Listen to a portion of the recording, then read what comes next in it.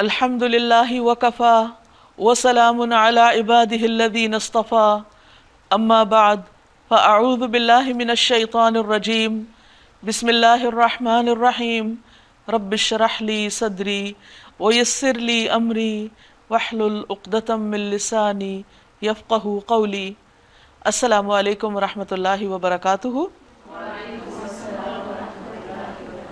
ناظرین، پروگرام فہم القرآن کے سلسلے میں آج ہم انشاءاللہ 27ویں پارے کا مطالعہ کریں گے۔ نبی صلی اللہ علیہ وسلم پر اللہ سبحانہ وتعالیٰ نے بہت بڑی رحمت فرمائی اور پھر آپ کو ہمارے لیے رحمت بنا کر بھیجا، اور وہ رحمت کیا تھی؟ قرآن کا دیا جانا۔ الرحمن علم القرآن، یہ رحمان کی رحمت ہے کہ اس نے قرآن کی تعلیم دی ہے۔ تو اللہ تعالیٰ سے دعا ہے کہ وہ ہمیں اس کو صحیح معنوں میں حاصل کرنے اور اسے آگے پھیلانے کی توفیق عطا فرمائے۔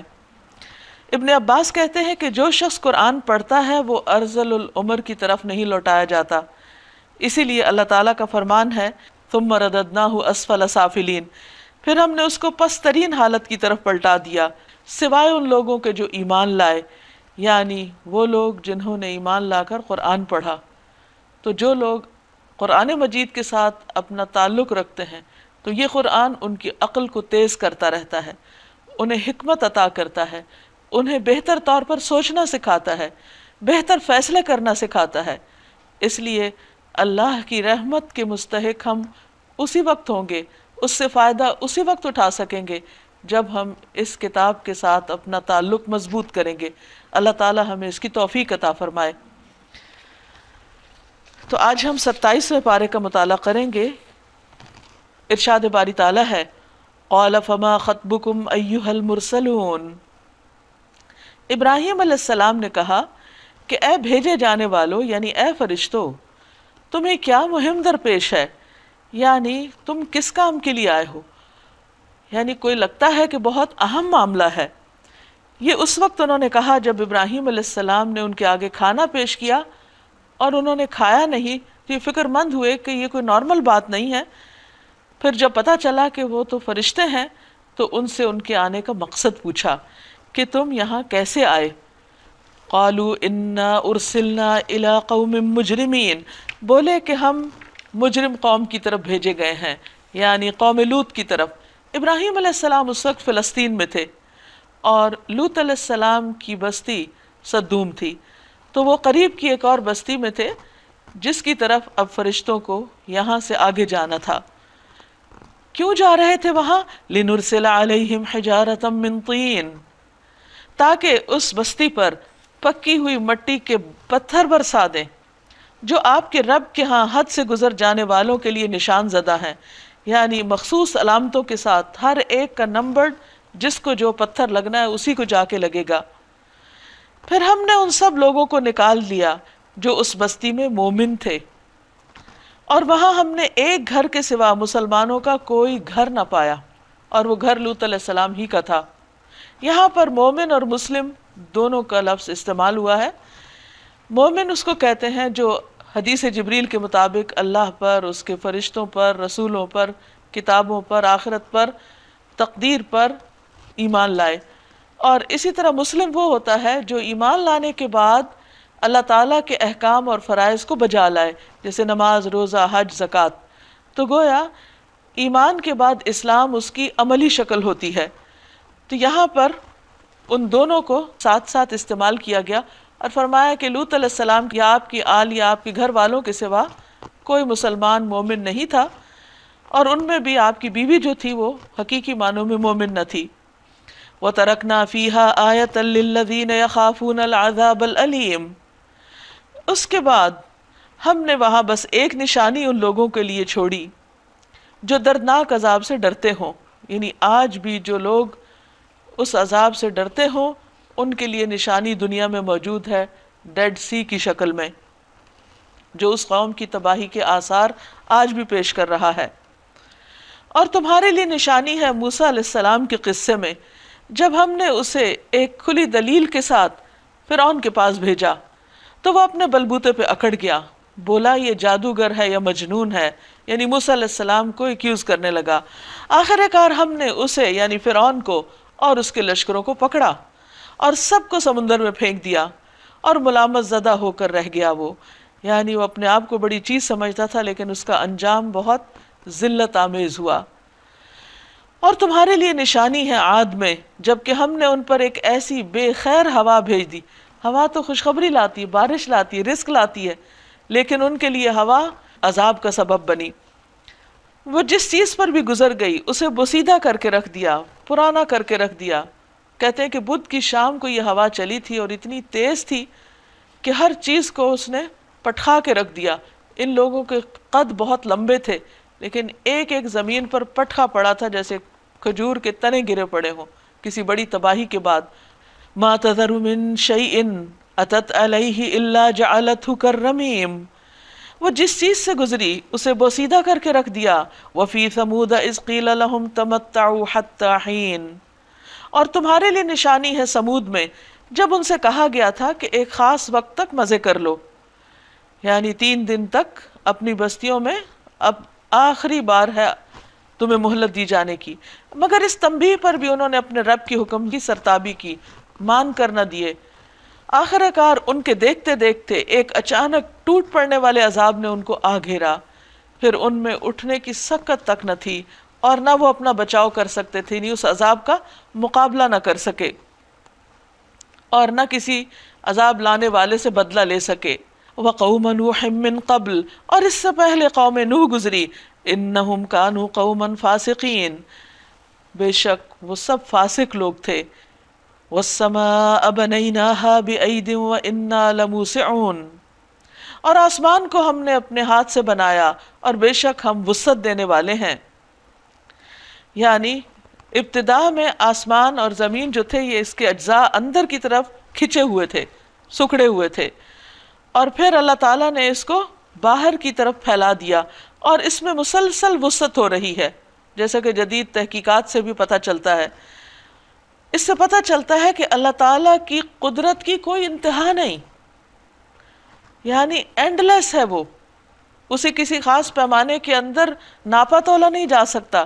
تو یہاں اللہ تعالیٰ کی طاقت کا ذکر ہے کہ کس طرح ہم اس کو پھیلاتے چلے جا رہے ہیں اور ہم تھکے نہیں اس کو بنا کر۔ وَالْأَرْضَ فَرَشْنَاهَا فَنِعْمَ الْمَاهِدُونَ، اور زمین کو ہم نے بچھایا ہے اور ہم بڑے اچھے ہموار کرنے والے ہیں، اور ہر چیز کے ہم نے جوڑے بنائے، نر مادہ یا مقابل کی شکل میں، جیسے روشنی اور اندھیرا، میٹھا کڑوا، دن رات، نیگیٹو پازیٹو، یعنی دنیا کی جتنی بھی چیزیں ہیں ان سب کے اندر جوڑے ہیں۔ اکیلی صرف اللہ کی ذات ہے، وہ بس ایک اکیلا ہے، باقی ہر چیز جوڑے میں۔ لعلکم تذکرون، تاکہ تم اس سے کوئی سبق لو۔ ففروا الی اللہ، بس دوڑو اللہ کی طرف، لپکو اللہ کی طرف، میں تمہارے لیے اس کی طرف سے صاف صاف خبردار کر دینے والا ہوں۔ یعنی اتنی عظمتوں والا رب، اس کے ساتھ تمہارا معاملہ ایسا نہیں ہونا چاہیے کہ وہ تمہیں اپنی طرف بلائے یا اس کی عبادت کا وقت آئے یا اس کی طرف سے کسی کام کی پکار آئے اور پھر تم سستی سے بیٹھے رہ جاؤ اور تم آگے نہ بڑھو، بلکہ اس کے برعکس ففروا الی اللہ۔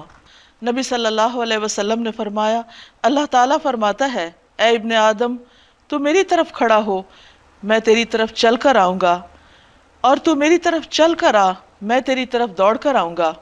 وَلَا تَجْعَلُوا مَعَ اللَّهِ إِلَٰهًا آخر، اور نہ بناؤ اللہ کے ساتھ کوئی دوسرا معبود۔ انی لکم منہ نذیر مبین، میں تمہارے لیے اس کی طرف سے صاف صاف خبردار کرنے والا ہوں۔ یوں ہی ہوتا رہا ہے، ان سے پہلے کی قوموں کے پاس بھی کوئی رسول ایسا نہیں آیا جسے انہوں نے یہ نہ کہا ہو کہ یہ ساحر ہے یا مجنون۔ ہر پیغمبر پر ایسے الزامات لگتے رہے۔ اگر آپ کو یہ لوگ یہ کہہ رہے ہیں تو آپ پریشان نہ ہوں۔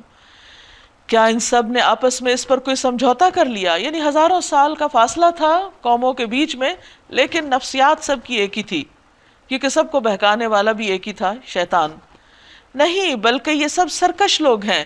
پس اے نبی صلی اللہ علیہ وسلم ان سے رخ پھیر لیجئے، آپ پر کچھ ملامت نہیں، البتہ نصیحت کرتے رہیے. وَذَكِّرْ فَإِنَّ الذِّكْرَىٰ تَنفَعُ الْمُؤْمِنِينَ، کیونکہ نصیحت ایمان لانے والوں کے لیے فائدہ مند ہے. رسول اللہ صلی اللہ علیہ وسلم نے فرمایا مومن کو اس حال میں پیدا کیا گیا کہ وہ آزمائش میں مبتلا ہونے والا، توبہ کرنے والا اور بھولنے والا ہوتا ہے. جب اسے نصیحت کی جاتی ہے تو وہ نصیحت قبول کر لیتا ہے. یعنی جس کے اندر ایمان ہوتا ہے، جب وہ قرآن سے، نبی صلی اللہ علیہ وسلم کی حدیث سے کوئی بات سنتا ہے، آپ کی کوئی نصیحت سنتا ہے، تو اس کے دل کا عجب حال ہوتا ہے. وہ ایک دم حرکت میں آ جاتا ہے، اس کے اندر ایمان بڑھ جاتا ہے، وہ اپنے پہلے والے حال پہ نہیں رہتا. اس لیے اچھی بات سناتے رہیے. وَمَا خَلَقْتُ الْجِنَّ وَالْإِنسَ إِلَّا لِيَعْبُدُونَ، میں نے جن اور انس کو، انسانوں کو اس کے سوا کسی کام کے لیے پیدا نہیں کیا کہ وہ میری بندگی کریں، یعنی مجھے پہچانیں، مجھ پر ایمان لائیں، میرے آگے جھکیں، مجھ سے اپنی حاجات مانگیں اور میرے ہی بن کر رہیں. میں ان سے کوئی رزق نہیں چاہتا اور نہ یہ چاہتا ہوں کہ وہ مجھے کھلائیں. یعنی اللہ تعالیٰ کو ہماری عبادت کی ضرورت نہیں. اللہ تو خود ہی رزاق ہے، بڑی قوت والا اور زبردست. اس لیے اسی کی طرف رجوع کرنے میں انسان کا بھلا ہے، اور اس کے علاوہ دوسروں کی طرف جانے میں اپنی ہی جان پر ظلم ہے. بس جن لوگوں نے ظلم کیا ہے، یعنی جو شرک کرتے ہیں اور جو اللہ کی عبادت نہیں کرتے یا اس حق میں کمی کرتے ہیں، ان کے حصے کا بھی ویسا ہی عذاب تیار ہے جیسا انہی جیسے لوگوں کو ان کے حصے کا مل چکا ہے. اس لیے یہ لوگ جلدی نہ مچائیں، آخر کو تباہی ہے کفر کرنے والوں کے لیے اس روز جس کا انہیں خوف دلایا جا رہا ہے. سورۃ الطور. بسم اللہ الرحمن الرحیم. شروع اللہ کے نام سے جو بے انتہا مہربان نہایت رحم فرمانے والا ہے. والطور وکتاب مسطور فی رق منشور والبیت المعمور والسقف المرفوع والبحر المسجور ان عذاب ربک لواقع ما له من دافع. قسم ہے طور کی. طور وہ پہاڑ ہے جس پر اللہ سبحانہ وتعالیٰ نے موسیٰ علیہ السلام سے کلام کیا، جس سے طور سینا بھی کہا جاتا ہے. وہ کتاب مسطور، اور لکھی ہوئی کتاب جیسے تورات. اللہ سبحانہ وتعالیٰ نے کوہ طور پر موسیٰ علیہ السلام کو یہ کتاب عطا کی تھی لکھی ہوئی. فی رق منشور، اس کے علاوہ قرآن مجید بھی لکھا ہوا دیا گیا جو کہ ایک رقیق جلد میں لکھا ہوا تھا. یعنی صحابہ کرام کے پاس پراپر کاغذ نہیں ہوتے تھے، اس زمانے میں جھلیوں پہ لکھا جاتا تھا. والبیت المعمور، اور آباد گھر کی قسم، یعنی خانہ کعبہ، یا ساتویں آسمان پر خانہ کعبہ کے اوپر جو اسی طرح کا ایک گھر ہے جس میں ہر روز 70,000 فرشتے طواف کرتے ہیں. جو ایک دفعہ کر لیتا ہے قیامت تک اس کی باری نہیں آئے گی، وہ گھر ہر وقت آباد ہے. والسقف المرفوع، اور یہ اونچی چھت. والبحر المسجور، اور موج زن سمندر، سمندر کی آتی جاتی لہریں، ابھرتی لہریں، یہ سب گواہ ہیں، یہ سب پکار پکار کے کہہ رہے ہیں کیا کہ ان عذاب ربک لواقع، تیرے رب کا عذاب ضرور واقع ہونے والا ہے جس کو کوئی دفع کرنے والا نہیں.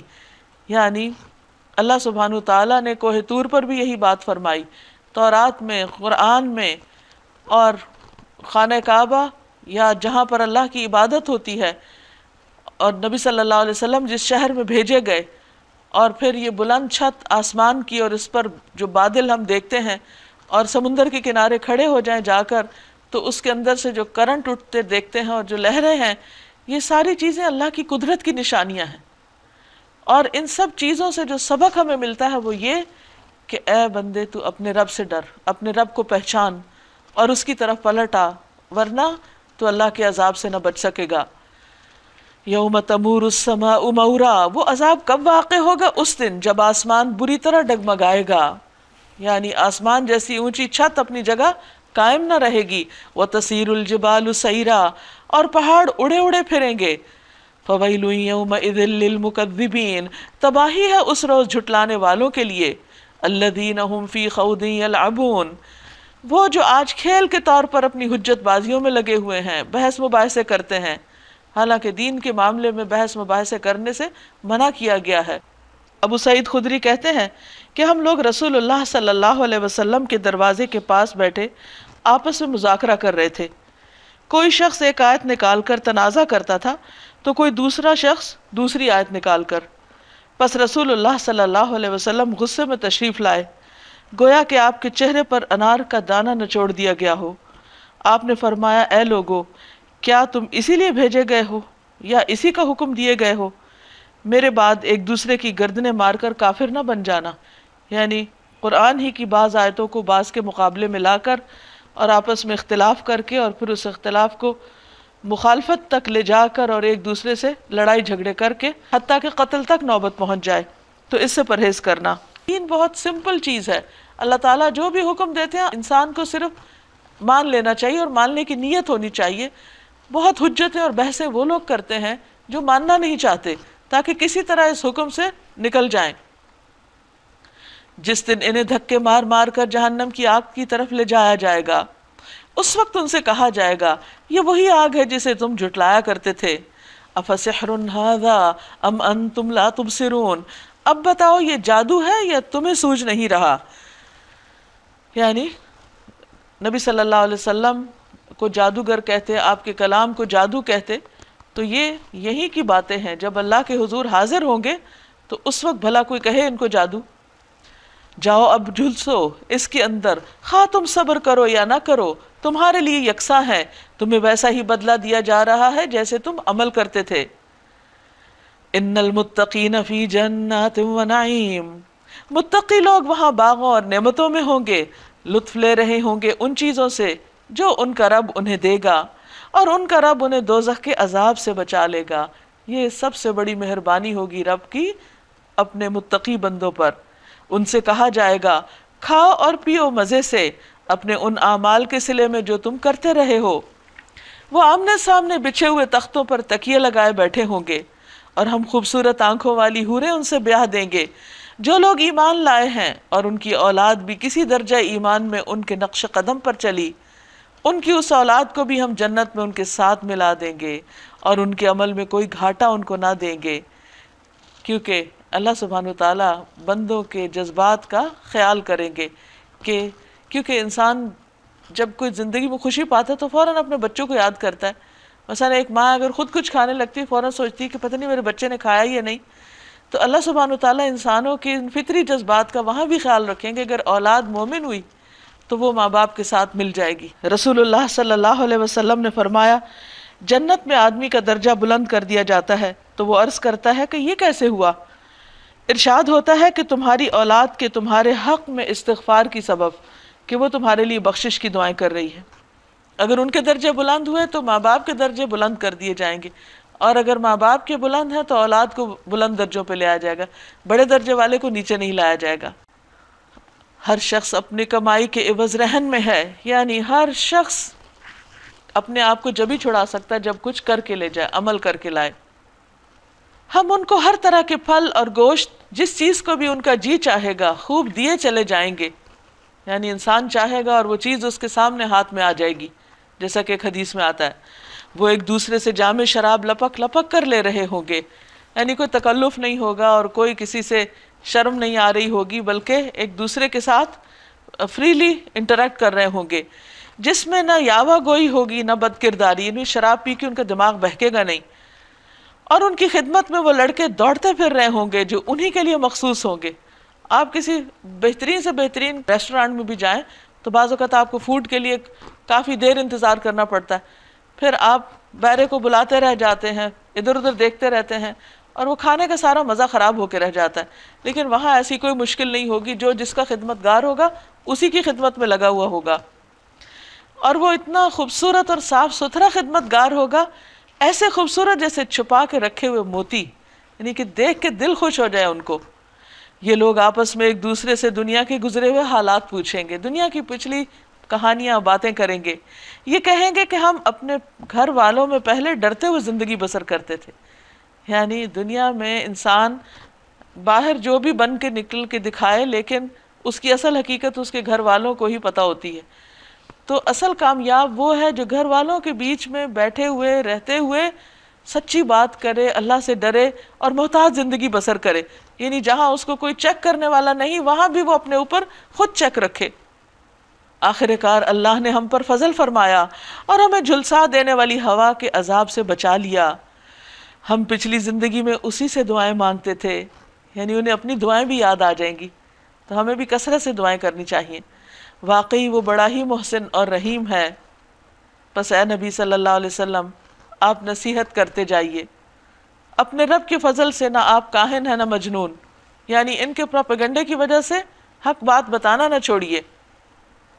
کیا یہ لوگ کہتے ہیں کہ یہ شخص شاعر ہے جس کے حق میں ہم گردش ایام کا انتظار کر رہے ہیں کہ کب وقت بدلتا ہے اور یہ سب سلسلہ ختم ہو.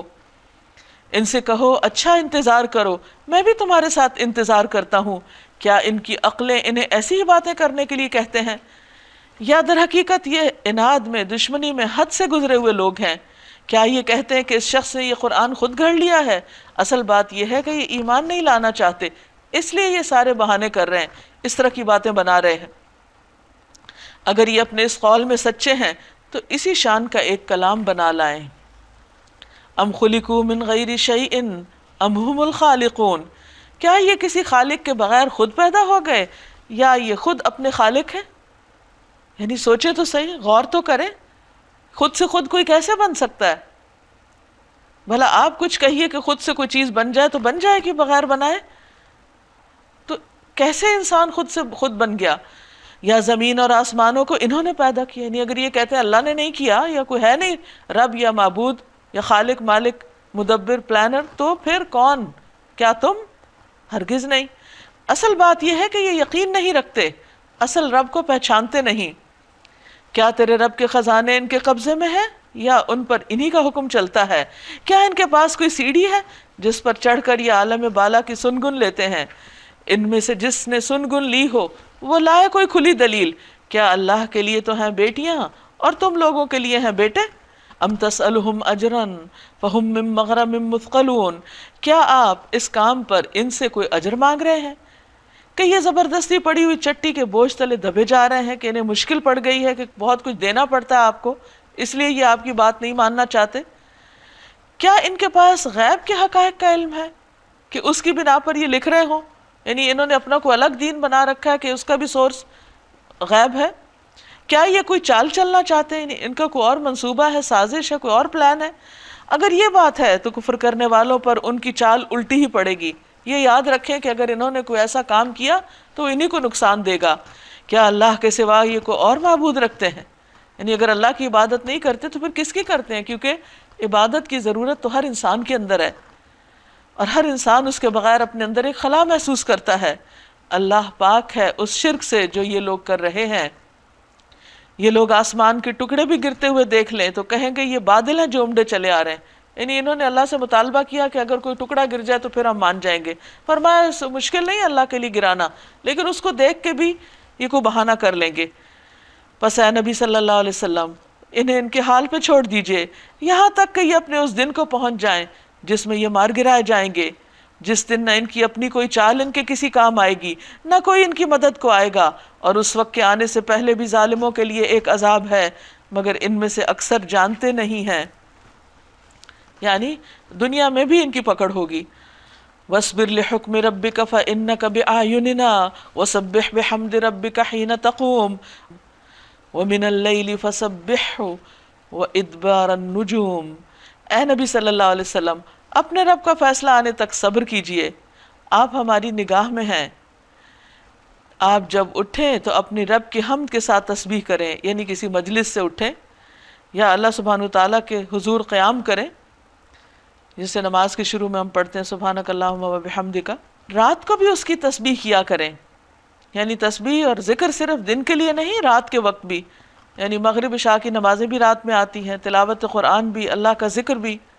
اور ستارے جب پلٹتے ہیں اس وقت بھی، یعنی رات کے آخری حصے میں جب ستارے غروب ہو جاتے ہیں اور صبح کی روشنی شروع ہو جاتی ہے، گویا ہر وقت میں اللہ کا ذکر جاری رہے. سورۃ النجم. بسم اللہ الرحمن الرحیم. شروع اللہ کے نام سے جو بے انتہا مہربان نہایت رحم فرمانے والا ہے. والنجم اذا ہوا، قسم ہے تارے کی جب کہ وہ غروب ہوا. سورۃ النجم پہلی سورت ہے جسے آپ صلی اللہ علیہ وسلم نے مجمع عام میں سنایا تھا. تو جب سجدے کی آیت پر پہنچے تو سب نے آپ کے ساتھ سجدہ کیا سوائے امیہ بن خلف کے کہ وہ نہیں جھکا، اس نے تھوڑی سی مٹی نیچے سے اٹھائی اور اپنے ماتھے پہ لگا لی. تو یہ ایک تکبر کی علامت تھی. فرمایا قسم ہے تارے کی جب وہ غروب ہوا. بظاہر ایک تارے کی بات کی گئی ہے اور اس کا ڈوبنا جو کہ سب کو نظر آتا ہے، لیکن وہ ایک نہیں ہوتا، ستارے ان گنت ہیں. انسان اپنی ساری زندگی صرف گنتا چلا جائے کہ ستارے کتنے ہیں تو اس کی زندگی ختم ہو جائے اور ستاروں کی تعداد ختم نہ ہو. اور ستارے، سیارے اور یہ جو گیلیکسیز ہیں، ان کا یہ پورا سسٹم اتنا مستحکم ہے، اتنا محکم ہے، اتنا پکا ہے، اتنا بغیر خطا کے ہے کہ اس میں چھوٹی سی مسٹیک بھی واقع نہیں ہوتی. تو جب یہ غروب ہوتے ہیں، یعنی نظر آتے ہیں اور پھر یہ چلے جاتے ہیں اور مسلسل ایک سفر طے کر رہے ہیں، یہ سب کس کا بنایا ہوا ہے؟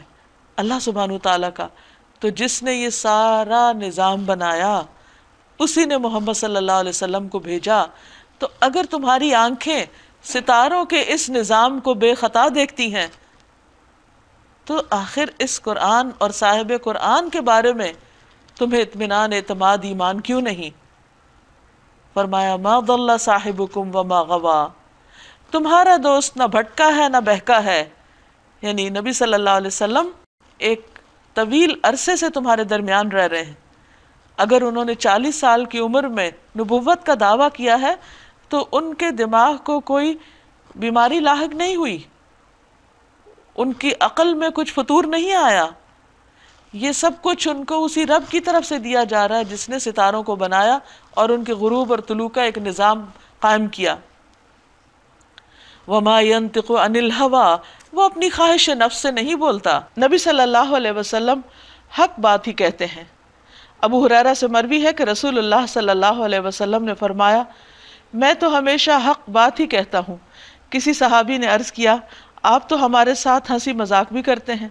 آپ نے فرمایا ہنسی مذاق میں بھی میں ہمیشہ حق بات ہی کہتا ہوں. وہ تو ایک وحی ہے جو اس پر نازل کی جاتی ہے، یعنی محمد صلی اللہ علیہ وسلم اے لوگوں جو کچھ بھی پیش کر رہے ہیں یہ اللہ کی طرف سے ہے، آپ کے اپنے دل کی باتیں نہیں ہیں. رسول اللہ صلی اللہ علیہ وسلم نے فرمایا جس چیز کے بارے میں تمہیں خبر دوں کہ وہ اللہ کی طرف سے ہے تو وہ ایسی ہی بات ہے جس میں کوئی شک نہیں. علمہ شدید القوا، زبردست قوت والے نے ان کو تعلیم دی ہے. اشارہ ہے جبریل علیہ السلام کی طرف جن کی بہت سی صفات بیان ہوئی ہیں. رسول اللہ صلی اللہ علیہ وسلم نے فرمایا جب ہم بیت المقدس پہنچے تو جبریل علیہ السلام نے اپنی انگلی سے اشارہ کر کے ایک پتھر میں سوراخ کیا اور براق کو اس سے باندھا. ذو مرۃ فاستوی، جو بڑا صاحب حکمت ہے وہ سامنے آ کھڑا ہوا، یعنی بالکل درست صحیح اصل حالت میں. وَهُوَ بِالْأُفُقِ الْأَعْلَى، اور وہ بالائی افق پر تھا، یعنی آسمان کا مشرقی کنارہ جہاں سے سورج طلوع ہوتا ہے. تو جیسے سورج طلوع ہونے میں جب وہ طلوع ہو جاتا ہے تو کسی کو شک نہیں ہوتا، بالکل اسی طرح محمد صلی اللہ علیہ وسلم نے جبریل علیہ السلام کو ان کی اصل شکل میں دیکھا. ثم دنا فتدلى، پھر قریب آیا اور اوپر معلق ہو گیا، یہاں تک کہ 2 کمانوں کے برابر یہ اس سے کچھ کم فاصلہ رہ گیا، یعنی وہ نبی صلی اللہ علیہ وسلم کے بالکل قریب آ گئے. تب اس نے اللہ کے بندے کو وحی پہنچائی جو بھی اسے وحی پہنچانی تھی، یعنی جو اللہ نے دے کر بھیجا. یہاں پورا سسٹم بتا دیا گیا کہ کس طرح اللہ نے جبریل کو بھیجا. یعنی جب ستارہ غروب ہوتا نا تو رات ختم ہو جاتی، ایک نئی صبح چڑھتی.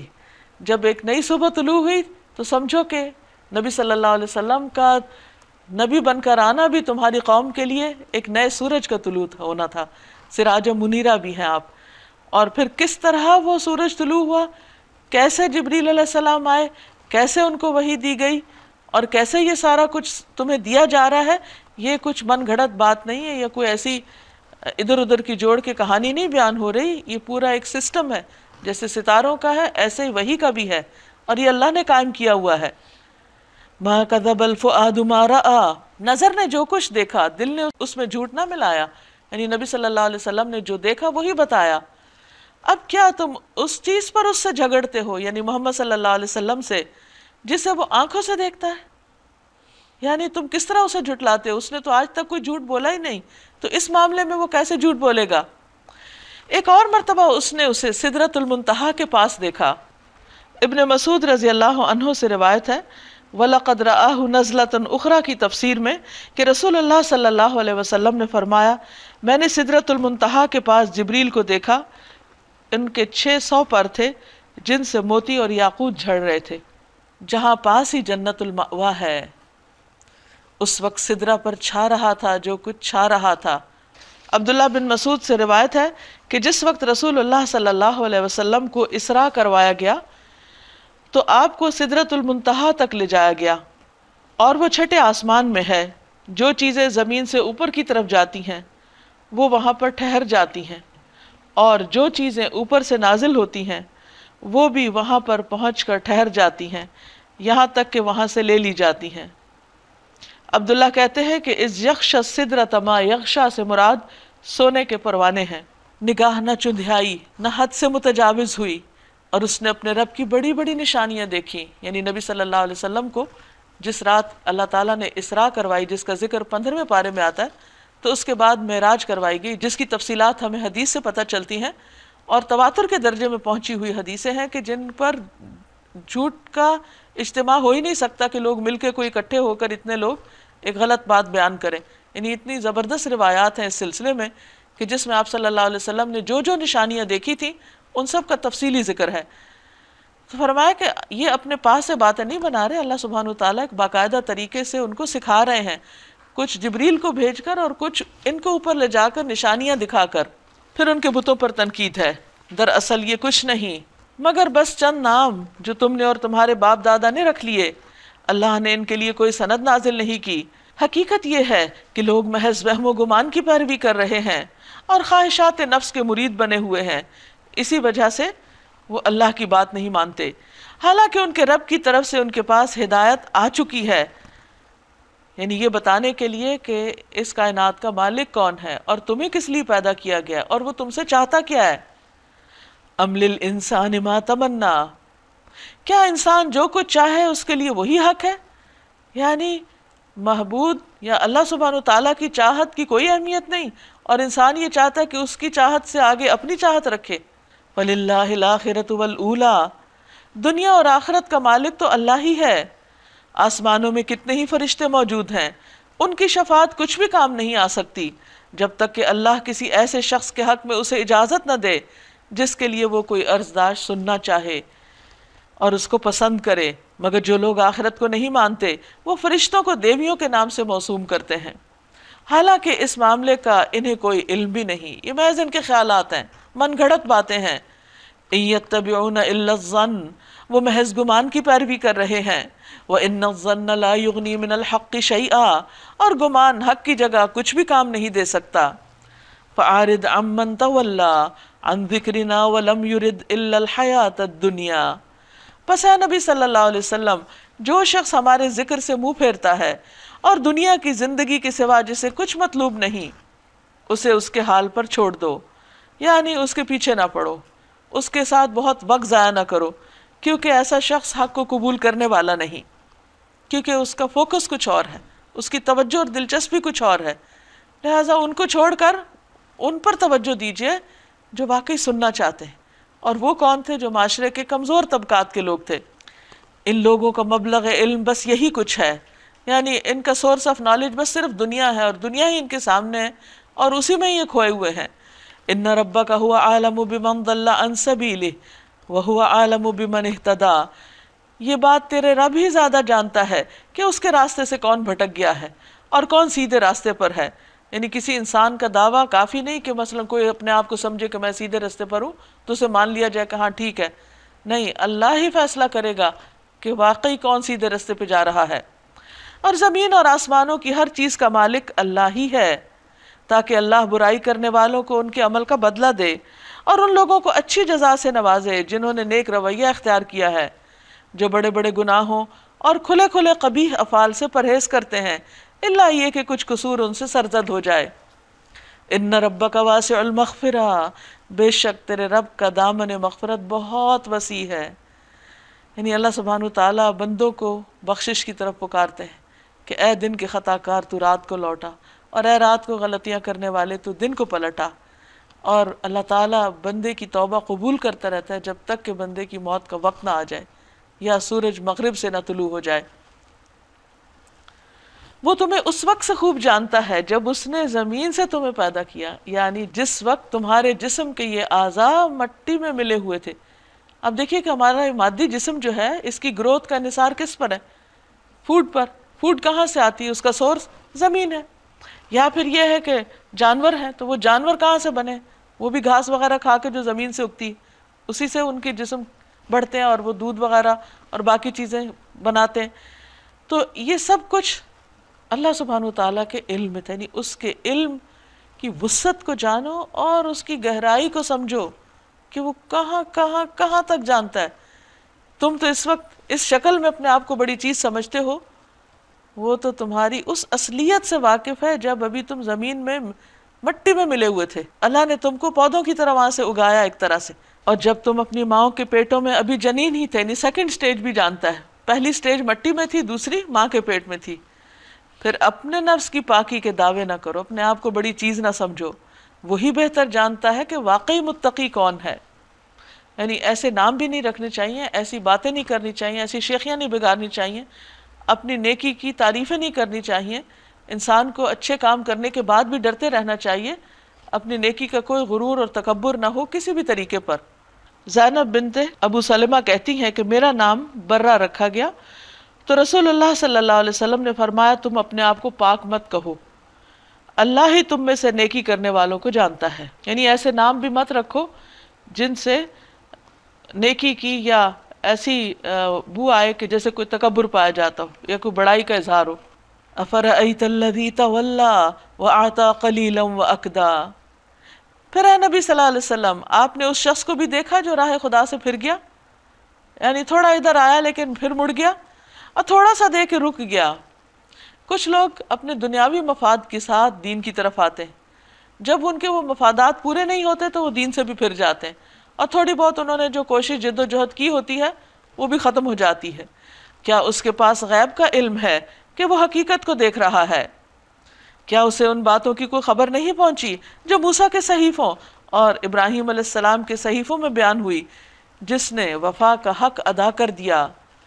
کیا تھا ان صحیفوں میں؟ اس کی تعلیمات کیا تھی؟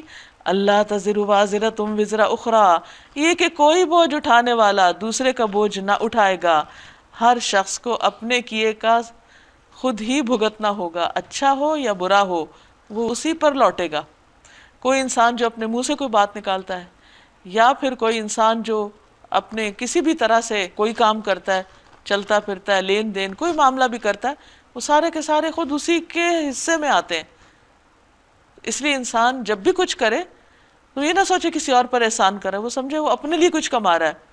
اور اسی طرح اگر کوئی غلطی کر رہا ہے تو یہ نہ سمجھے کہ فلاں نے مجھے اکسایا اور فلاں نے بہکایا اور فلاں ذمہ دار ہے۔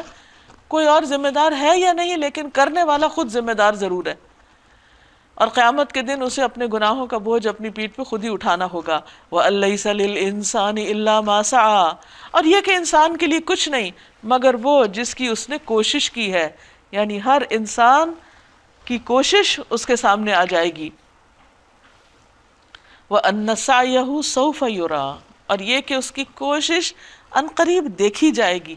یعنی ایسا نہیں کہ وہ کوششیں کی اس نے گم ہوگی۔ اچھا دنیا میں کیا ہوتا ہے، بہت دفعہ ہم کوئی کام کرتے ہیں، بھاگ دوڑ کرتے ہیں، محنت کرتے ہیں، لیکن ہم دیکھتے ہیں کہ اس کا کوئی نتیجہ نہیں نکلتا، یا کیا کرایہ ضائع ہو جاتا ہے، یا اسے کوئی اور انسان نہیں دیکھتا، اس کو کوئی اپریسیشن نہیں ملتی، کوئی اس کی تعریف نہیں ہوتی، تو انسان اس سے بڑا بددل ہوتا ہے۔ لیکن جس شخص کے سامنے یہ ہو کہ میرا رب ہر کوشش دیکھے گا، اور وہ دیکھ رہا ہے، اب بھی دیکھ رہا ہے، قیامت کے دن بھی سامنے لا کے رکھی جائے گی، تو ایسا انسان کبھی بھی ڈی موٹیویٹڈ نہیں ہوتا۔ خرابی اسی وقت ہوتی ہے جب انسان انسانوں سے توقعات رکھ کے کام کر رہا ہوتا ہے۔ وَأَنَّ سَعْيَهُ سَوْفَ يُرَىٰ ثُمَّ يُجْزَاهُ الْجَزَاءَ الْأَوْفَىٰ، اور پھر اس کی اسے پوری پوری جزا دے دی جائے گی، ایک ذرے برابر بھی نیکی یا بدی کی ہوگی وہ اس کے سامنے لے آئی جائے گی۔ وَأَنَّ إِلَىٰ رَبِّكَ الْمُنتَهَىٰ، اور یہ کہ آخر کار پہنچنا تیرے رب ہی کے پاس ہے، سب کو وہیں جا کے ٹھہرنا ہے۔ وَأَنَّهُ هُوَ أَضْحَكَ وَأَبْكَىٰ، اور یہ کہ اسی نے ہنسایا اور اسی نے رلایا، یعنی یہ انسان کی تقدیر کا حصہ ہوتا ہے، اور ویسے بھی ہر انسان کی زندگی میں خوشی اور غم دونوں ہی ہیں، اور یہ کہ اسی نے موت دی اور اسی نے زندگی بخشی، یہ اللہ تعالیٰ کی طاقت اور اس کی قوت اور اس کے اختیارات کی بات ہو رہی ہے، کیونکہ ہمیں اللہ کی عبادت کا حکم دیا گیا، تو عبادت ہو نہیں سکتی جب تک ہم اللہ تعالیٰ کو پہچانے نہ. اور اللہ تعالیٰ کو پہچاننے کا طریقہ کیا ہے؟ اس کی صفات اور اس کے کاموں کے ذریعے. اور یہ کہ اسی نے نر اور مادہ کا جوڑا پیدا کیا ایک بوند سے جب کہ وہ ٹپکائی جاتی ہے. یعنی ایک انسان ایک ہی طریقے پہ پیدا ہوتے ہیں، لیکن جب بچہ پیدا ہوتا ہے تب پتہ چلتا ہے اچھا لڑکا ہے یہ لڑکی ہے. تو حیرت کی بات ہے نا، یعنی سارا سسٹم وہی چل رہا ہوتا ہے اندر، لیکن پروڈکشن فرق ہو رہی ہوتی ہے. اور یہ کہ دوسری زندگی کا بخشنا بھی اسی کے ذمہ ہے. یعنی جس طرح انسان مٹی سے، ماں کے پیٹ سے گزر کر دنیا میں آ جاتا ہے ایک زندگی لے کر، ایسے ہی انسان دوبارہ مرنے کے بعد مٹی میں جاتا ہے اور پھر اس مٹی سے پھر اٹھ جائے گا قیامت کے دن اللہ کے حضور حاضر ہونے کے لیے. تو تم کیسے سمجھتے ہو کہ دوبارہ نہیں اٹھائے جاؤ گے؟ جیسے آج پیدا ہو گئے اسی طرح کل بھی ہو جاؤ گے. اور یہ کہ اسی نے غنی کیا اور جائیداد بخشی، یعنی دنیا میں تمہیں بہت سی چیزوں کا مالک کر دیا. اور یہ کہ وہی شعرا کا رب ہے، کیونکہ اہل عرب شعرا ستارے کو پوچھتے تھے. فرمایا کہ تم اس کو کیوں الہ مان رہے ہو؟ اس کا الہ اللہ ہے، تو وہ کسی کا الہ کیسے بن سکتا ہے؟ وہ تو کریشن ہے، مخلوق ہے. وَأَنَّهُ أَهْلَكَ عَادًا الْأُولَىٰ، اور یہ کہ اسی نے عاد اولا کو ہلاک کیا اور سمود کو ایسا مٹایا کہ ان میں سے کسی کو باقی نہ چھوڑا. اور ان سے پہلے قوم نوح کو تباہ کیا، کیونکہ وہ تھے ہی سخت ظالم اور سرکش لوگ. اور اوندھی گرنے والی بستیوں کو، یعنی قوم لوط کی بستیوں کو اٹھا پھینکا، یعنی زمین کو نیچے سے اٹھا کے اوپر لے جا کے واپس پٹھایا. پھر چھا دیا ان پر وہ کچھ جو تم جانتے ہی کہ کیا چھا دیا، یعنی ان کو زمین میں دھسا کے پھر اس کے اوپر پانی آ گیا. بس اے مخاطب، اپنے رب کی کن کن نعمتوں میں تو شک کرے گا؟ یہ ایک تنبیہ ہے پہلے آئی ہوئی تنبیہات میں سے، آنے والی گھڑی قریب آ لگی ہے، یعنی قیامت کی. اور اللہ کے سوا اس کو کوئی ہٹانے والا نہیں ہے. اب کیا یہی وہ باتیں ہیں جن پر تم اظہار تعجب کرتے ہو؟ یعنی اللہ کی تخلیق پر، اس کی قدرت پر اور آخرت کے آنے پر یہ تمہیں یقین نہیں آتا؟ یہ ایسی کون سی باتیں ہیں جو نہ ماننے والی ہوں؟ ہنستے ہو اور روتے نہیں ہو، اور گا بجا کر انہیں ٹالتے ہو، اور چیزوں میں مشغول ہو، غفلت میں پڑے ہوئے ہو. جھک جاؤ اللہ کے آگے اور بندگی بجا لاؤ. یہ آیت سجدہ ہے. فاسجدوا للہ واعبدوا، یعنی بندوں کا کام یہی ہے کہ اللہ کے احکامات کے آگے سر جھکا دیں، نہ کہ تکبر کا رویہ اختیار کریں. سورۃ القمر، بسم اللہ الرحمن الرحیم. اقتربت الساعہ وانشق القمر. شروع اللہ کے نام سے جو بے حد مہربان نہایت رحم فرمانے والا ہے. قیامت کی گھڑی قریب آ گئی اور چاند پھٹ گیا، چاند دو ٹکڑے ہو گیا. اس سلسلے میں بہت سی روایات ہمارے سامنے آتی ہیں کہ ہجرت سے تقریباً 5 سال پہلے کا واقعہ ہے. قمری مہینے کی 14ویں تاریخ تھی، فل مون تھا، چاند ابھی طلوع ہی ہوا تھا کہ یکا یک وہ پھٹا. اس کا ایک ٹکڑا سامنے کی پہاڑی سے ایک طرف اور دوسرا ٹکڑا دوسری طرف نظر آیا. اور یہ تھوڑی دیر کے لیے کیفیت جاری رہی اور اس کے بعد باہم دونوں ٹکڑے جڑ گئے. نبی صلی اللہ علیہ وسلم اس وقت منا میں تشریف فرما تھے. آپ نے لوگوں سے فرمایا دیکھو اور گواہ رہو. تو کفار نے کہا کہ محمد صلی اللہ علیہ وسلم نے ہم پہ جادو کر دیا، اس لیے ہمیں یہ 2 ٹکڑے نظر آئے. مان کے پھر نہیں دیے، ہماری آنکھوں نے دھوکہ کھایا. تو پھر اس کے بعد کچھ لوگوں نے سفر میں بھی یہ واقعہ دیکھا اور آ کے بیان کیا کہ انہوں نے بھی یہ منظر دیکھا ہے. تو ظاہر ہے اگر مکہ والے یہ کہتے ہیں کہ ان پر جادو کیا، تو جو راستے میں تھے ان پہ کس نے جادو کیا؟ انہوں نے کیوں دیکھا؟ انہوں نے جب یہ گواہی دی پھر بھی جنہوں نے نہیں ماننا تھا وہ نہیں مانے. کہ اور انسان کا حال یہ کہ جو بات وہ نہیں ماننا چاہتا اس کے لیے کوئی نہ کوئی عذر بہانہ تلاش کر لیتا ہے. اقتربت الساعہ، قیامت کی گھڑی قریب آ گئی اور چاند پھٹ گیا. یعنی یہ قیامت کی نشانیوں میں سے ایک نشانی ہے. نبی صلی اللہ علیہ وسلم کی نبوت میں ایک معجزہ تو ہے، لیکن آپ کی اور قیامت کے درمیان کچھ زیادہ عرصہ باقی نہیں. مگر ان لوگوں کا حال یہ ہے کہ خواہ کوئی نشانی دیکھ لیں منہ موڑ جاتے ہیں، کہتے ہیں یہ تو چلتا ہوا جادو ہے. انہوں نے اس کو بھی جھٹلا دیا اور اپنی خواہشات نفس ہی کی پیروی کی. ہر معاملے کو آخر کار ایک انجام پر پہنچ کر رہنا ہے. ان لوگوں کے سامنے پچھلی قوموں کے وہ حالات آ چکے ہیں جن میں سرکشی سے باز رکھنے کے لیے کافی سامان عبرت ہے، اور ایسی حکمت جو نصیحت کے مقصد کو بدرجہ اتم پورا کرتی ہے. مگر تنبیہات، ڈراوے، خبردار کرنا ان پہ کارگر نہیں ہوتا، ان کو کوئی اثر نہیں. بس اے نبی صلی اللہ علیہ وسلم ان سے رخ پھیر لیجئے، جس روز پکارنے والا ایک سخت ناگوار چیز کی طرف پکارے گا، یعنی قیامت کے دن۔ لوگ سہمی ہوئی نگاہوں کے ساتھ اپنی قبروں سے نکل آئیں گے، اس طرح جیسے وہ بکھری ہوئی ٹڈیاں ہوں۔ یعنی کبھی دیکھا ہوگا کہ اینٹ اٹھائیں تو نیچے سے ٹڈیاں اچھلنا شروع ہو جاتی ہیں، ایسے ہی زمین کھلے گی اور لوگ ٹڈیوں کی طرح باہر آنے لگیں گے۔ آج تک جتنے بھی انسان دنیا میں آئے وہ سارے کے سارے مر کے اسی زمین کے اندر ہی گئے ہیں، اور پھر مٹی نے ان کو اپنے اندر چھپا رکھا ہے۔ جب اللہ کا حکم ہوگا تو دوبارہ سارے آسانی کے ساتھ نکل کر سامنے آ جائیں گے، پکارنے والے کی طرف دوڑے جا رہے ہوں گے، اور وہی منکرین جو دنیا میں اس کا انکار کرتے تھے اس وقت کہیں گے یہ تو بڑا کٹھن دن ہے، بہت مشکل دن۔ ان سے پہلے نوح علیہ السلام کی قوم جھٹلا چکی ہے، انہوں نے ہمارے بندے کو جھوٹا قرار دیا اور کہا کہ یہ دیوانہ ہے، اور وہ بری طرح جھڑکا گیا، یعنی قوم نے اس کے ساتھ کوئی اچھا معاملہ نہیں کیا۔ آخر کار اس نے اپنے رب کو پکارا۔ اب دیکھیے کہ ہم تھوڑی سی بات کوئی ہماری مرضی کے خلاف ہو جائے تو ہم اس کو کتنا ہم سوچتے ہیں کہ بس انف از انف۔ پیغمبر نے 950 سال تک لوگوں کی باتیں سنی، ان کی مخالفت سنی، لیکن جمے رہے۔ جب دیکھا کہ 1000 سال ہونے کو ہیں اور یہ قوم نہیں مانتی تو پھر دعا کی، کہا انی مغلوب فانتصر، کہ اے رب میں مغلوب ہو چکا ہوں، یہ میری بات نہیں مانتے، یہ مجھ پہ حاوی ہو گئے ہیں، اب تو ان سے انتقام لے۔ تب ہم نے موسلا دھار بارش سے آسمان کے دروازے کھول دیے اور زمین کو پھاڑ کر چشموں میں تبدیل کر دیا، زمین بھی پانی اگلنے لگی، اور یہ سارا پانی اس کام کو پورا کرنے کے لیے اکٹھا ہو گیا، آسمان اور زمین کا باہم مل گیا اور بیچ میں یہ ڈوب گئے جو مقدر ہو چکا تھا۔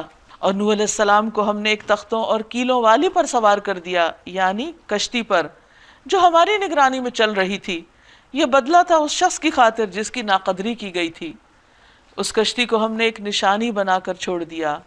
کہا جاتا ہے کہ ترکی میں ایک بہت ہی بلند و بالا پہاڑ ہے، کوہ ارارات، جس پر اس کشتی کے نشانات دیکھے گئے ہیں، اور اس میں کئی ایک تحقیقات بھی ہوئی ہیں۔ تو اس سے یہ پتہ چلتا ہے کہ اگر وہ واقعی وہی کشتی ہے تو پانی پہاڑوں کی چوٹیوں سے اوپر تک چلا گیا، یعنی ہزاروں فیٹ اوپر چلا گیا پانی سطح سمندر سے، اور پھر اس کے اوپر کشتی ڈولتی گئی اور جا کے جودی کے اوپر ٹک گئی۔ اور اللہ تعالیٰ نے فرمایا کہ اس کو ہم نے نشانی بنا کے چھوڑ دیا۔ فَهَلْ مِن مُدَّكِرٍ، پھر ہے کوئی نصیحت قبول کرنے والا؟ دیکھ لو کیسا تھا میرا عذاب اور کیسی تھی میری تنبیہات۔ وَلَقَدْ يَسَّرْنَا الْقُرْآنَ لِلذِّكْرِ فَهَلْ مِن مُدَّكِرٍ، ہم نے اس قرآن کو نصیحت کرنے کے لیے آسان ذریعہ بنا دیا، پھر کیا ہے کوئی نصیحت قبول کرنے والا؟ کعب بیان کرتے ہیں قرآن کو لازم پکڑ لو، کیونکہ قرآن عقل کی تیزی، حکمت کی روشنی، علم کا سرچشمہ ہے، اور اللہ کی طرف سے نازل ہونے والی کتابوں میں سب سے نئی کتاب۔ اللہ نے تورات میں یہ بات فرمائی ہے کہ اے محمد میں تم پر جدید تورات نازل کروں گا صلی اللہ علیہ وسلم، جو نابینا آنکھوں، بہرے کانوں اور غفلت میں پڑے ہوئے دلوں کو کھول دے گی۔ کذبت عاد، عاد نے جھٹلا دیا، فکیف کان عذابی ونذر، تو دیکھ لو کہ کیسا تھا میرا عذاب اور کیسی تھی میری تنبیہات۔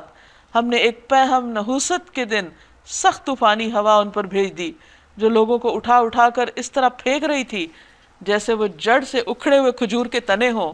بس دیکھ لو کیسا تھا میرا عذاب اور کیسی تھی میری تنبیہات، خبردار کرنا۔ وَلَقَدْ يَسَّرْنَا الْقُرْآنَ لِلذِّكْرِ فَهَلْ مِن مُدَّكِرٍ، ہم نے اس قرآن کو نصیحت کے لیے آسان ذریعہ بنا دیا، پھر کیا ہے کوئی نصیحت قبول کرنے والا؟ بار بار پکارا جا رہا ہے، اللہ تعالیٰ پوچھ رہے ہیں کیا ہے جو کوئی اس سے فائدہ اٹھائے؟ سمود نے تنبیہات کو جھٹلایا اور کہنے لگے ایک اکیلا آدمی جو ہم میں سے ہی ایک ہے، کیا اب ہم اس کے پیچھے چلیں؟ یعنی انہیں یہ چیز اپنی حیثیت کے خلاف نظر آئی کہ انسان کو جو انہی کی قوم میں سے ایک ہے اس کو اپنا لیڈر مانے، اس کا اتباع ہم قبول کر لیں تو اس کے معنی یہ ہوں گے کہ ہم بہک گئے ہیں اور ہماری عقل ماری گئی۔ کیا ہمارے درمیان بس یہی ایک شخص تھا جس پر خدا کا ذکر نازل کیا گیا؟ بل ہوا کذاب اشر، نہیں بلکہ یہ پرلے درجے کا جھوٹا ہے، پیغمبر کو جھوٹا قرار دے رہے ہیں، اور برخود غلط ہے، یعنی اس کے پاس کوئی خیر نہیں۔ ہم نے اپنے پیغمبر سے کہا کل ہی انہیں معلوم ہوا جاتا ہے کہ کون پرلے درجے کا جھوٹا اور برخود غلط ہے، ہم اونٹنی کو ان کے لیے فتنہ بنا کر بھیج رہے ہیں۔ اب ذرا صبر کے ساتھ دیکھیے کہ ان کا انجام کیا ہوتا ہے۔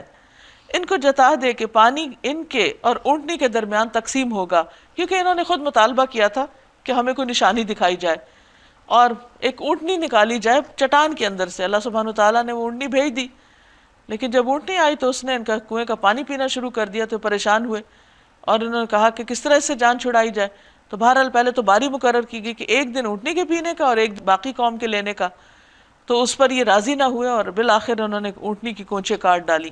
اب ذرا صبر کے ساتھ دیکھو کہ ان کا انجام کیا ہوا، ان کو بتا دیجئے کہ ان کے اور اونٹنی کے درمیان پانی تقسیم ہوگا اور ہر ایک اپنی باری کے دن پر آئے گا، یعنی پانی پینے کے لیے، پانی لینے کے لیے۔ آخر کار ان لوگوں نے اپنے آدمی کو پکارا اور اس نے اس کام کا بیڑا اٹھایا اور اونٹنی کو مار ڈالا۔ پھر دیکھو کہ کیسا تھا میرا عذاب اور کیسی تھی میری تنبیہات۔ ہم نے ان پر بس ایک ہی دھماکہ چھوڑا اور وہ باڑے والے کی روندی ہوئی باڑ کی طرح بھس ہو کر رہ گئے، یعنی بالکل کھائی ہوئی چیز اور ردی مال۔ وَلَقَدْ يَسَّرْنَا الْقُرْآنَ لِلذِّكْرِ فَهَلْ مِن مُدَّكِرٍ، ہم نے اس قرآن کو نصیحت کے لیے آسان ذریعہ بنا دیا، اب ہے کوئی نصیحت قبول کرنے والا؟ یعنی قرآن کے پڑھنے، پڑھانے، سیکھنے، سکھانے کا اصل مقصد کیا ہے؟ کہ اس سے نصیحت دی جائے اور اس کے مطابق اپنی زندگی میں تبدیلی لائی جائے۔ کذبت قوم لوط بالنذر، دیکھو لوط کی قوم نے بھی تنبیہات کو جھٹلایا اور ہم نے پتھراؤ کرنے والی ہوا اس پر بھیج دی۔ صرف لوط علیہ السلام کے گھر والے اس سے محفوظ رہے، ان کو ہم نے اپنے فضل سے رات کے پچھلے پہر بچا کر نکال دیا۔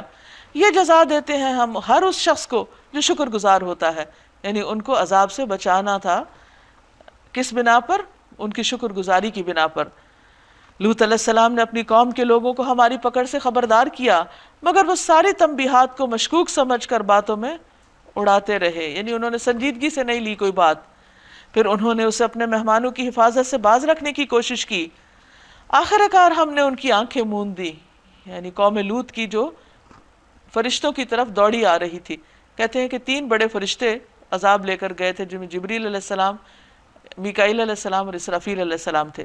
آخر کار ہم نے ان کی آنکھیں موند دی کہ چکھو میرے عذاب اور میری تنبیہات کا مزہ، فذوقوا عذابی ونذر، چکھو اب میرے عذاب اور میری تنبیہات کا مزہ۔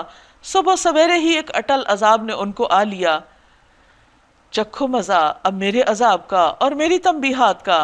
وَلَقَدْ يَسَّرْنَا الْقُرْآنَ لِلذِّكْرِ فَهَلْ مِن مُدَّكِرٍ، ہم نے قرآن کو نصیحت کے لیے آسان ذریعہ بنایا، بس ہے کوئی جو نصیحت قبول کرے؟ اور آل فرعون کے پاس بھی تنبیہات آئی تھی، مگر انہوں نے ہماری ساری نشانیوں کو جھٹلا دیا۔ آخر کو ہم نے انہیں پکڑا جس طرح کوئی زبردست قدرت والا پکڑتا ہے۔ کیا تمہارے کفار کچھ ان لوگوں سے بہتر ہیں یا آسمانی کتابوں میں؟ اکفارکم خیر من اولئکم ام لکم براءۃ فی الزبر، کیا تمہارے کفار کچھ ان لوگوں سے بہتر ہیں، پچھلی قومیں جو تباہ ہوئیں ان سے یہ زیادہ اچھے ہیں، یا آسمانی کتابوں میں تمہارے لیے کوئی معافی لکھی ہوئی ہے کہ تم جتنے بھی بگڑو، جو بھی غلط کام کرو، تمہاری پوچھ نہیں ہوگی؟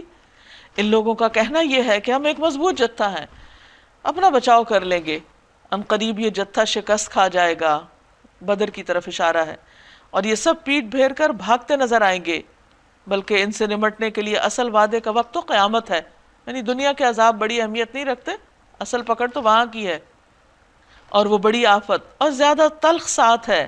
یہ مجرم لوگ در حقیقت غلط فہمی میں مبتلا ہیں اور ان کی عقل ماری گئی ہے۔ جس روز یہ منہ کے بل آگ میں گھسیٹے جائیں گے، اس روز ان سے کہا جائے گا کہ اب چکھو جہنم کی لپٹ کا مزہ، ہم نے ہر چیز ایک تقدیر کے ساتھ پیدا کی ہے۔ انا کل شیء خلقناہ بقدر وما امرنا الا واحدۃ کلمح بالبصر، اور ہمارا حکم بس ایک ہی حکم ہوتا ہے اور پلک جھپکاتے وہ عمل میں آ جاتا ہے۔ وَلَقَدْ أَهْلَكْنَا أَشْيَاعَكُمْ فَهَلْ مِن مُدَّكِرٍ، تم جیسے بہت سو کو ہم ہلاک کر چکے ہیں، پھر ہے کوئی نصیحت قبول کرنے والا؟ وَكُلُّ شَيْءٍ فَعَلُوهُ فِي الزُّبُرِ، اور جو کچھ انہوں نے کیا ہے وہ سب دفتروں میں لکھا ہوا ہے، سب کے نامہ اعمال تیار ہیں۔ وَكُلُّ صَغِيرٍ وَكَبِيرٍ مُسْتَطَرٍ، اور ہر چھوٹی بڑی بات لکھی ہوئی ہے، جیسے کہ سورۃ الکہف میں آتا ہے مَا لِهَذَا الْكِتَابِ لَا يُغَادِرُ صَغِيرَةً وَلَا كَبِيرَةً إِلَّا أَحْصَاهَا، کہ اس کتاب کو کیا ہو گیا، نہ اس نے چھوٹی بات چھوڑی اور نہ بڑی، ہر چیز کو لکھ رکھا۔ إِنَّ الْمُتَّقِينَ فِي جَنَّاتٍ وَنَهَرٍ، نافرمانی سے پرہیز کرنے والے، تقوی اختیار کرنے والے یقیناً باغوں اور نہروں میں ہوگے، فی مقعد صدق عند ملیک مقتدر، سچی عزت کی جگہ بڑے ذی اقتدار بادشاہ کے قریب، اللہ رب العزت کے قریب۔ اور اس سے بڑا عزت کا کوئی اور مقام نہیں کہ انسان خالق کے کائنات سے ملاقات کرے اور اس کے معزز ترین بندوں میں شامل ہو جائے۔ اس چیز کے لیے جو جتنی بھی کوشش کر سکے اسے کرنی چاہیے۔ سورۃ الرحمن، بسم اللہ الرحمن الرحیم، شروع اللہ کے نام سے جو بے انتہا مہربان نہایت رحم فرمانے والا ہے۔ الرحمن، رحمان، علم القرآن، اس نے تعلیم دی ہے قرآن کی، خلق الانسان، اسی نے انسان کو پیدا کیا، علمہ البیان، اور اسے بولنا سکھایا۔ اللہ سبحانہ وتعالیٰ کی بے شمار صفات ہیں، لیکن اس میں سے اس کی خاص صفت الرحمن جو بسم اللہ میں بھی آتی ہے، بسم اللہ الرحمن الرحیم۔ اور قرآن مجید کا جب آغاز ہوتا ہے اس وقت بھی ہم اللہ تعالیٰ کی صفات رحم کو پکارتے ہیں ایک طرح سے۔ تو اللہ تعالیٰ کی یہ رحمت ہے، اس کا ایک انعام ہے، اس کی ہم سب انسانوں کے اوپر ایک خاص شفقت ہے کہ علم القرآن، اس نے قرآن کی تعلیم دی ہے اور اس تعلیم کو اپنی طرف منسوب کیا۔ یعنی اگرچہ نبی صلی اللہ علیہ وسلم نے ہمارے سامنے پیش کیا، لیکن آپ کو بھی سکھانے کا بندوبست اللہ تعالیٰ نے فرمایا کہ اس میں جتنی بھی قوموں کے واقعات بار بار دہرائے جاتے ہیں، ان کی تاریخ دنیا میں کسی کو معلوم نہیں، صحیح ریکارڈ جو ہے وہ صرف اللہ کے پاس ہے، تو وہی کے ذریعے آپ صلی اللہ علیہ وسلم تک پہنچائے گئے، پھر آپ نے ہمیں دیے۔ یہ سارے واقعات کیوں سنائے اللہ تعالیٰ نے؟ ہم پر رحم فرماتے ہوئے کہ دیکھو تم وہ نہیں کرنا جو انہوں نے کیا، کہیں ایسا نہ ہو کہ تمہیں بھی اس انجام سے دوچار ہونا پڑے۔ اسی طرح اور کون سی چیزیں جو ہمارے حق میں بہتر ہیں، کون سی چیزیں نقصان دہ ہیں، سب کچھ اس کتاب میں بتا دیا گیا۔ خلق الانسان، اسی نے انسان کو پیدا کیا۔ اب دیکھیے کہ پہلے قرآن کی بات ہوئی، پھر انسان کی بات ہوئی۔ تو جس رب نے یہ قرآن بھیجا ہے اسی نے انسان کو بنایا ہے، اور پھر انسان کی وہ خوبی جو اسے باقی خوبیوں سے، باقی مخلوق سے ممیز کرتی ہے، بالکل الگ کرتی ہے، وہ ہے بولنے کی صلاحیت، بولنے کی قوت۔ اور بولتا انسان اس وقت ہے صحیح طور پر جب وہ صاحب شعور ہوتا ہے، نہیں گویا انڈائریکٹلی بتایا گیا کہ انسان کو عقل عطا کی، ورنہ تو چڑیا بھی بولتی ہے، پرندے بولتے ہیں، اور بہت سے جانور بولتے ہیں، بکریاں بھی بولتی ہیں، لیکن ان کا بولنا اور انسان کا بولنا بہت مختلف ہے۔ اور انسان کا بولنا کیا ہے کہ اس کے اندر اللہ نے سوچ سمجھ کی صلاحیت رکھی، خواہشات رکھی، جذبات رکھے، احساسات رکھے، اور انسان ان سب چیزوں کو ایکسپریس کرتا ہے اپنی زبان کے ذریعے۔ کتنا وہ عقل مند ہے، کیسے وہ جذبات رکھتا ہے، کیا وہ سوچتا ہے، یہ سب کچھ ہماری زبان ہی اگلتی ہے۔ اب ہونا کیا چاہیے کہ اس زبان سے جہاں ہم بہت کچھ اور باتیں کرتے ہیں، وہاں قرآن کی تعلیم بھی حاصل کریں اور قرآن کی تعلیم بھی دیں۔ حدیث میں آتا ہے خیرکم من تعلم القرآن وعلمہ، تم میں بہترین ہے وہ لوگ جو قرآن سیکھیں اور سکھائیں۔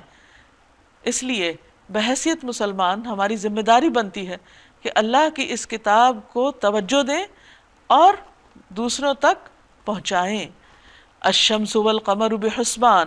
اب آپ دیکھیں حیران کن بات ہے، ایک طرف تعلیم کی بات ہوتی ہے، دوسری طرف کائنات کی نشانیوں کی بات ہے، ایک طرف قرآن کے اترنے کی بات ہے، دوسری طرف اللہ تعالیٰ کے عجائبات ہیں جو سورج چاند کی شکل میں ہمارے سامنے ہیں، یہ بھی اسی کے بنائے ہوئے ہیں۔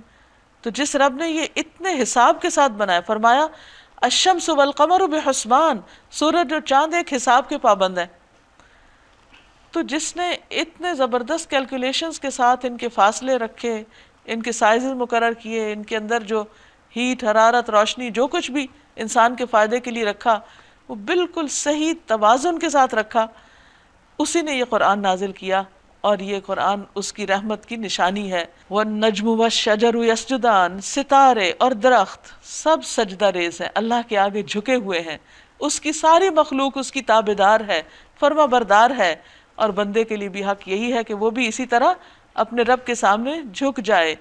وَالسَّمَاءَ رَفَعَهَا وَوَضَعَ الْمِيزَانَ، آسمان کو اس نے بلند کیا اور میزان قائم کر دی۔ یعنی یہ ہے پیزڈ نہیں سب کچھ بنا، ان سب کے اندر بہترین توازن ہے۔ اللہ نے اس کائنات کو عدل پر بنایا ہے، لہٰذا ہمارے لیے حکم کیا ہے؟ اللہ تطغوا فی المیزان، کہ تم میزان میں خلل نہ ڈالو، تم بھی عدل پر قائم رہو۔ وَأَقِيمُوا الْوَزْنَ بِالْقِسْطِ وَلَا تُخْسِرُوا الْمِيزَانَ، انصاف کے ساتھ ٹھیک ٹھیک تولو اور ترازو میں ڈنڈی نہ مارو، یعنی دوسروں کو ان کے حقوق صحیح طور پر ادا کرو۔ وَالْأَرْضَ وَضَعَهَا لِلْأَنَامِ، زمین کو اس نے سب مخلوقات کے لیے بنایا، یعنی انسان اس زمین کا حق دے۔ انوائرمنٹ کے ایشوز جو ہیں اس وقت کتنے الارمنگ ہیں، کتنے پریشان کن ہیں کہ زمین پر کچھ سپیشیز بالکل ختم ہوتی چلی جا رہی ہیں، کچھ اور جانور جو ہیں ان کے لیے زمین پہ رہنا دوبھر ہو گیا ہے، اور انسان نے بعض اوقات ان چیزوں کو ابیوز کیا ہے۔ تو اللہ تعالیٰ فرماتے ہیں کہ اے انسان، یہ زمین صرف تیرے لیے نہیں بنی، تیرے لیے جو چیزیں بنی ہیں وہ بھی یہیں رہیں گی، تو ان کے رہنے کا حق بھی انسان کو قبول کرنا چاہیے۔ اس میں ہر طرح کے بکثرت لذیذ پھل ہیں، کھجور کے درخت ہیں جن کے پھل غلافوں میں لپٹے ہوئے ہیں، پیکڈ، صاف ستھرے، ورنہ آپ دیکھیے کہ میٹھی چیز اگر یوں خالی جگہ پہ چھوڑ دی جائے تو اس کو کیا کچھ نہ چمٹ جائے۔ طرح طرح کے غلے ہیں جن میں بھوسا بھی ہوتا ہے اور دانہ بھی ہوتا ہے۔ فَبِأَيِّ آلَاءِ رَبِّكُمَا تُكَذِّبَانِ، پس اے جن و انس، تم اپنے رب کی کن کن نعمتوں کو جھٹلاؤ گے؟ نبی صلی اللہ علیہ وسلم نے فرمایا، میں نے جنوں کی رات ان پر سورۃ رحمان پڑھی تو وہ تم سے بہتر جواب دینے والے تھے۔ جب میں اس آیت پر آتا فَبِأَيِّ آلَاءِ رَبِّكُمَا تُكَذِّبَانِ، تو وہ یہ جواب دیتے، اے اللہ، ہم تیری نعمتوں میں سے کسی چیز کو بھی نہیں جھٹلاتے، ساری تعریف تیرے ہی لیے ہے۔ خلق الانسان من صلصال کالفخار، اس نے انسان کو ٹھیکری جیسے سوکھے سڑے گارے سے بنایا۔ ان انسان کی تخلیق کے مرحلے بتائے جا رہے ہیں تاکہ انسان ہوش میں آئے اور اپنی قدر پہچانے، اور اللہ تعالیٰ نے اس پر جو انعامات کیے اور جس طریقے سے اس کو بنایا اس کو دیکھ کر اللہ کا شکر گزار ہو۔ وَخَلَقَ الْجَانَّ مِن مَّارِجٍ مِّن نَّارٍ، اور جن کو آگ کی لپٹ سے پیدا کیا۔ پس اے جن و انس، تم اپنے رب کی کن کن نعمتوں کو جھٹلاؤ گے؟ فَبِأَيِّ آلَاءِ رَبِّكُمَا تُكَذِّبَانِ، رب المشرقین و رب المغربین، دونوں مشرق اور دونوں مغرب سب کا مالک و پروردگار وہی ہے۔ یعنی سورج کہیں سے طلوع ہو رہا ہوتا ہے اور دوسری جگہ غروب ہو رہا ہوتا ہے، اور جہاں ایک طرف سے غروب ہوتا دکھائی دیتا ہے وہ دراصل دوسرے کے لیے مشرق بنا ہوا ہوتا ہے، وہاں سے دوسری جگہ طلوع ہو رہا ہوتا ہے۔ تو ہر وقت غروب اور طلوع کا سلسلہ جاری ہے۔ پس اے جن و انس، تم اپنے رب کی کن کن قدرتوں کو جھٹلاؤ گے؟ مرج البحرین یلتقیان، دو سمندروں کو اس نے چھوڑ دیا کہ باہم مل جائیں۔ بینہما برزخ لا یبغیان، پھر بھی ان کے درمیان ایک پردہ حائل ہے جس سے وہ تجاوز نہیں کرتے۔ یعنی ایک ہی جگہ پر رہتے ہوئے اپنی اپنی رفتار، کوئی اپنے اپنے کلر، کوئی اپنے اپنی حالت کو مینٹین رکھے ہوئے ہیں اللہ کے اذن سے، اللہ کے حکم سے۔ فَبِأَيِّ آلَاءِ رَبِّكُمَا تُكَذِّبَانِ، پس اے جن و انس، تم اپنے رب کی قدرت کی کن کن کرشموں کو جھٹلاؤ گے؟ يَخْرُجُ مِنْهُمَا اللُّؤْلُؤُ وَالْمَرْجَانُ، دونوں سے ہی موتی اور مونگے نکلتے ہیں، یعنی میٹھے سے بھی اور نمکین سے بھی، یا گرم سے بھی اور ٹھنڈے سے بھی، جو بھی مختلف قسم کے سمندر میں پانی کے رنگ یا شکلیں یا اس کے مزاج رکھے ہیں، ان سب کے اندر سے خیر نکلتی ہے، انسان کے فائدے کی چیزیں ہیں۔ پس اے جن و انس، تم اپنے رب کی قدرت کے کن کن کمالات کو جھٹلاؤ گے؟ وَلَهُ الْجَوَارُ الْمُنشَآتُ فِي الْبَحْرِ كَالْأَعْلَامِ، اور یہ جہاز اسی کے ہیں جو سمندر میں پہاڑوں کی طرح اونچے اٹھے ہوئے ہیں۔ ایک سوئی تو ڈوب جاتی ہے لیکن لاکھوں ٹن وزن کے تمہارے جہاز کس طرح اس کے سینے پہ کھڑے ہیں۔ پس اے جن و انس، تم اپنے رب کے کن کن احسانات کو جھٹلاؤ گے؟ کل من علیہا فان، ہر چیز جو اس نے بنائی فنا ہونے والی ہے، زمین پر جو کچھ بھی پایا جاتا ہے سب ختم ہونے والا ہے۔ وَيَبْقَى وَجْهُ رَبِّكَ ذُو الْجَلَالِ وَالْإِكْرَامِ، اور صرف تیرے رب جلیل و کریم کی ذات ہی باقی رہنے والی ہے۔ فَبِأَيِّ آلَاءِ رَبِّكُمَا تُكَذِّبَانِ يَسْأَلُهُ مَن فِي السَّمَاوَاتِ وَالْأَرْضِ كُلَّ يَوْمٍ هُوَ فِي شَأْنٍ، زمین اور آسمانوں میں جو بھی ہیں سب اپنی حاجتیں اسی سے مانگ رہے ہیں، اللہ ہی کے محتاج ہیں اور اللہ سے ہی سب کچھ مانگتے ہیں۔ ہر آن وہ نئی شان میں ہے، اس لیے اے انسان تو بھی اسی سے مانگ، اور کبھی مایوس نہ ہو۔ اگر آج تیری دعا نہیں سنی گئی تو ہو سکتا ہے کل تجھے تیری مراد مل جائے۔ فَبِأَيِّ آلَاءِ رَبِّكُمَا تُكَذِّبَانِ سَنَفْرُغُ لَكُمْ أَيُّهَا الثَّقَلَانِ، اے زمین کے بوجھو، دو بوجھو یعنی جن و انس، ان قریب ہم تم سے باز پرس کے لیے فارغ ہوئے جاتے ہیں. یعنی قیامت کا دن آئے گا تو دونوں سے حساب لیا جائے گا. یعنی جس طرح انسان مکلف ہیں اسی طرح جن بھی، انسان اور جنوں دونوں کی طرف نبی صلی اللہ علیہ وسلم کو نبی بنا کر بھیجا گیا اور دونوں سے ہی عبادت کا مطالبہ کیا گیا. فَبِأَيِّ آلَاءِ رَبِّكُمَا تُكَذِّبَانِ يَا مَعْشَرَ الْجِنِّ وَالْإِنسِ إِنِ اسْتَطَعْتُمْ أَن تَنفُذُوا من أقطار السماوات والأرض فانفذوا لا تنفذون إلا بسلطان. اے گروہ جن و انس، اگر تم زمین اور آسمانوں کی سرحدوں سے نکل کر بھاگ سکتے ہو تو بھاگ دیکھو. نہیں بھاگ سکتے، اس کے لیے بڑا زور چاہیے. اپنے رب کی کن کن قدرتوں کو تم جھٹلاؤ گے؟ تو پھر اگر نہیں بھاگ سکتے تو کیا کرو؟ اللہ کے آگے سبمٹ کرو، اللہ کے آگے جھک جاؤ، سرنڈر کر دو، خوشی سے اس کی بات مان لو. تمہارے پاس اتنا زور نہیں ہے جو تم بھاگ سکو کہیں. بھاگنے کی کوشش کرو گے تو تم پر آگ کا شعلہ اور دھواں چھوڑ دیا جائے گا جس کا تم مقابلہ نہ کر سکو گے.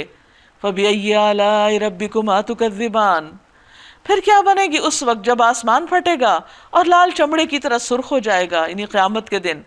فَبِأَيِّ آلَاءِ رَبِّكُمَا تُكَذِّبَانِ، تو اس وقت قیامت آ جائے گی تو پھر تم اپنے رب کی نعمتوں کو کیسے جھٹلاؤ گے؟ ان کا حساب دینا ہوگا. فَيَوْمَئِذٍ لَا يُسْأَلُ عَنْ ذَنبِهِ إِنسٌ وَلَا جَانٌ، اس روز کسی انسان اور کسی جن سے اس کا گناہ پوچھنے کی ضرورت نہ ہوگی، کیونکہ نامہ اعمال تیار ہو کے سامنے آ جائے گا، ہاتھ پاؤں گواہی دے رہے ہوں گے. اور ویسے اللہ سبحانہ وتعالیٰ خود سب سے بڑھ کر جاننے والا ہے. فَبِأَيِّ آلَاءِ رَبِّكُمَا تُكَذِّبَانِ يُعْرَفُ الْمُجْرِمُونَ بِسِیمَاهُمْ، مجرم اپنے چہروں سے ہی پہچان لیے جائیں گے. یعنی پوچھنے کی ضرورت ہی نہیں، جو جیسا ہوگا وہ اس کے چہرے سے ٹپک رہا ہوگا. فَيُؤْخَذُ بِالنَّوَاصِي وَالْأَقْدَامِ، تو ان کو پاؤں سے اور ان کے پیشانی کے بالوں سے پکڑ کے کھینچ لیا جائے گا. فَبِأَيِّ آلَاءِ رَبِّكُمَا تُكَذِّبَانِ هَٰذِهِ جَهَنَّمُ الَّتِي يُكَذِّبُ بِهَا الْمُجْرِمُونَ، اس وقت کہا جائے گا یہی وہ جہنم ہے جس کو مجرمین جھوٹ قرار دیتے تھے، جھٹلاتے تھے، مانتے نہیں تھے. یطوفون بینہا وبین حمیم آن، وہ اس میں اور گرم کھولتے پانی کے بیچ میں گردش کرتے رہیں گے، جیسے کہ پیچھے بھی اس کی تفصیل گزری ہے کہ جہنمیوں کو جب بھوک لگے گی تو زقوم دیا جائے گا، وہ اتنا کڑوا ہوگا کہ شدید پیاس لگے گی. پانی مانگیں گے تو ابلتا پانی دیا جائے گا جس سے ان کی آنتیں گل کے باہر آ جائیں گی. جب وہ پانی پی چکیں گے اور اس سے کوئی پیاس تو بجھے گی نہیں تو واپس ان کو دوبارہ جہنم میں جھونک دیا جائے گا، پھر وہاں پر تڑپیں گے اور دوبارہ یہی سائیکل چلتا رہے گا. فَبِأَيِّ آلَاءِ رَبِّكُمَا تُكَذِّبَانِ وَلِمَنْ خَافَ مَقَامَ رَبِّهِ جَنَّتَانِ، اور ہر اس شخص کے لیے جو اپنے رب کے حضور پیش ہونے کا خوف رکھتا ہے دو باغ ہیں. یعنی اب اچھے لوگوں کا انجام بہت اچھا بھی ہے. فَبِأَيِّ آلَاءِ رَبِّكُمَا تُكَذِّبَانِ ذَوَاتَا أَفْنَانٍ، ہری بھری ڈالیوں سے بھرپور. فَبِأَيِّ آلَاءِ رَبِّكُمَا تُكَذِّبَانِ فِيهِمَا عَيْنَانِ تَجْرِيَانِ، ان دونوں باغوں کے بیچ میں دو رواں چشمے. فَبِأَيِّ آلَاءِ رَبِّكُمَا تُكَذِّبَانِ، دونوں باغوں میں ہر پھل کی دو قسمیں. فَبِأَيِّ آلَاءِ رَبِّكُمَا تُكَذِّبَانِ، جنتی لوگ ایسے فرشوں پر تکیے لگا کے بیٹھیں گے جن کے استر دبیز ریشم کے ہوں گے اور باغوں کی ڈالیاں پھلوں سے جھکی پڑ رہی ہوں گی. یعنی جنت کی نعمتوں کا تذکرہ ہے. فَبِأَيِّ آلَاءِ رَبِّكُمَا تُكَذِّبَانِ، ان نعمتوں کے درمیان شرمیلی نگاہوں والیاں ہوں گی. جنت کی عورت کی نگاہ کی تعریف کی جا رہی کہ باحیا عورت ہوگی جنہیں ان جنتیوں سے پہلے کسی انسان یا جن نے چھوا نہ ہوگا. فَبِأَيِّ آلَاءِ رَبِّكُمَا تُكَذِّبَانِ، ایسی خوبصورت جیسے ہیرے اور موتی، یعنی چھپا کے رکھے ہوئے.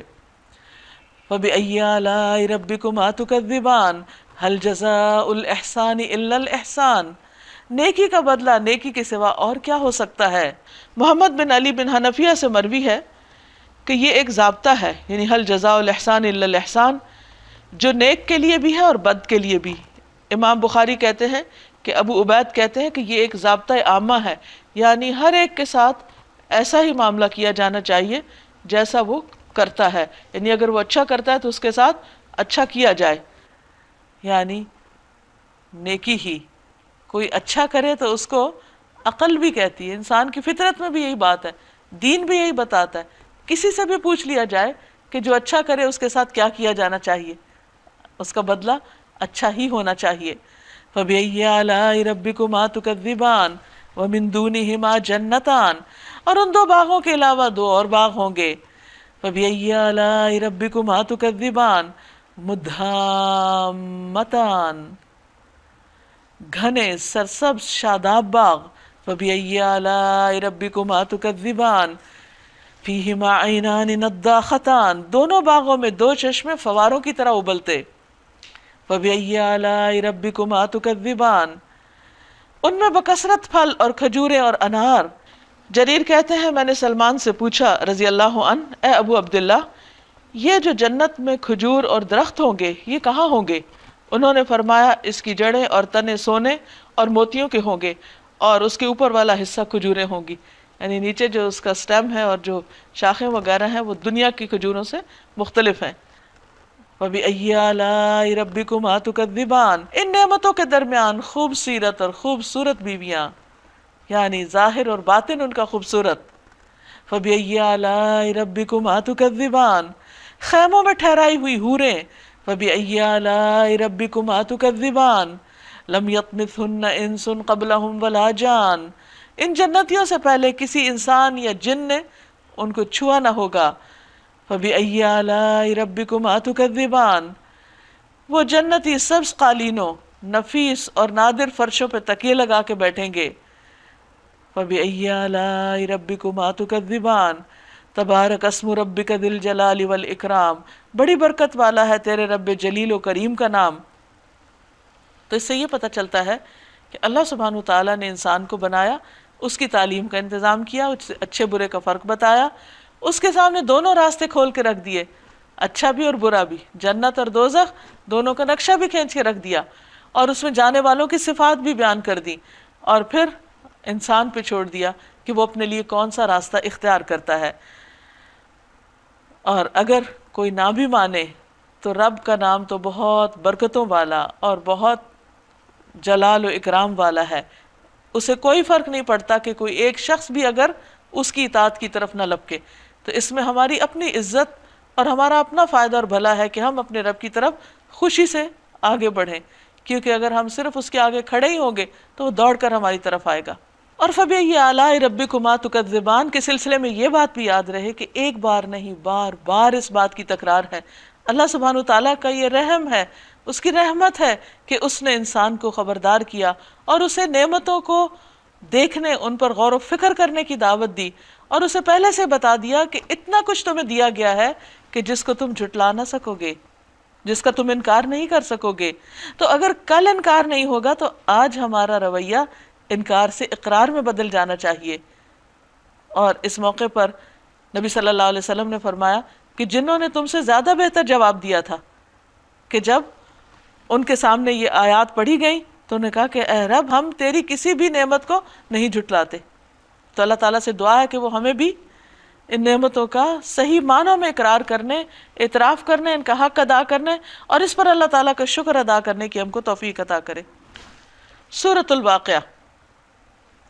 بسم اللہ الرحمن الرحیم، شروع اللہ کے نام سے جو بے انتہا مہربان نہایت رحم فرمانے والا ہے. اذا وقعت الواقعہ لیس لوقعتها کاذبہ خافضۃ رافعہ اذا رجت الارض رجا وبست الجبال بسا فکانت ہباء منبثا. جب وہ ہونے والا واقعہ پیش آ جائے گا تو کوئی اس کے وقوع کو جھٹلانے والا نہ ہوگا. یعنی قیامت کا دن جب آ جائے گا سامنے تو کوئی یہ نہ کہے گا کہ میں نہیں مانتا اس کو. اب وہ تہ و بالا کر دینے والی آفت ہوگی. زمین اس وقت یک بارگی ہلا ڈالی جائے گی، پوری زمین پہ زلزلہ ہوگا. ابھی تو جو زلزلے آتے ہیں کسی ایک ایریے میں ہوتا ہے، دوسرے میں نہیں ہوتا، باقی پرسکون ہی ہوتے ہیں، لیکن اس دن کسی کو بھی سکون نہ ملے گا. وَبُسَّتِ الْجِبَالُ بَسَّا، اور پہاڑ اسی طرح ریزہ ریزہ کر دیے جائیں گے، اڑے پھر رہے ہوں گے کہ پراگندہ غبار بن کے رہ جائیں. تم لوگ اس وقت 3 گروہوں میں تقسیم ہو جاؤ گے، سارے انسان 3 گروپس میں بٹ جائیں گے۔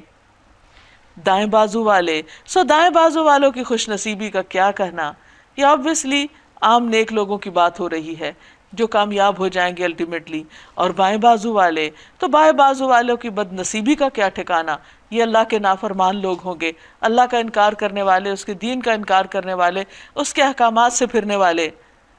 اور آگے والے تو بس آگے والے ہی ہیں، والسابقون السابقون اولئک المقربون فی جنات النعیم۔ آگے والے تو پھر آگے والے ہی ہیں، وہی تو مقرب لوگ ہیں، نعمت بھری جنتوں میں رہیں گے۔ یہ کون لوگ ہیں؟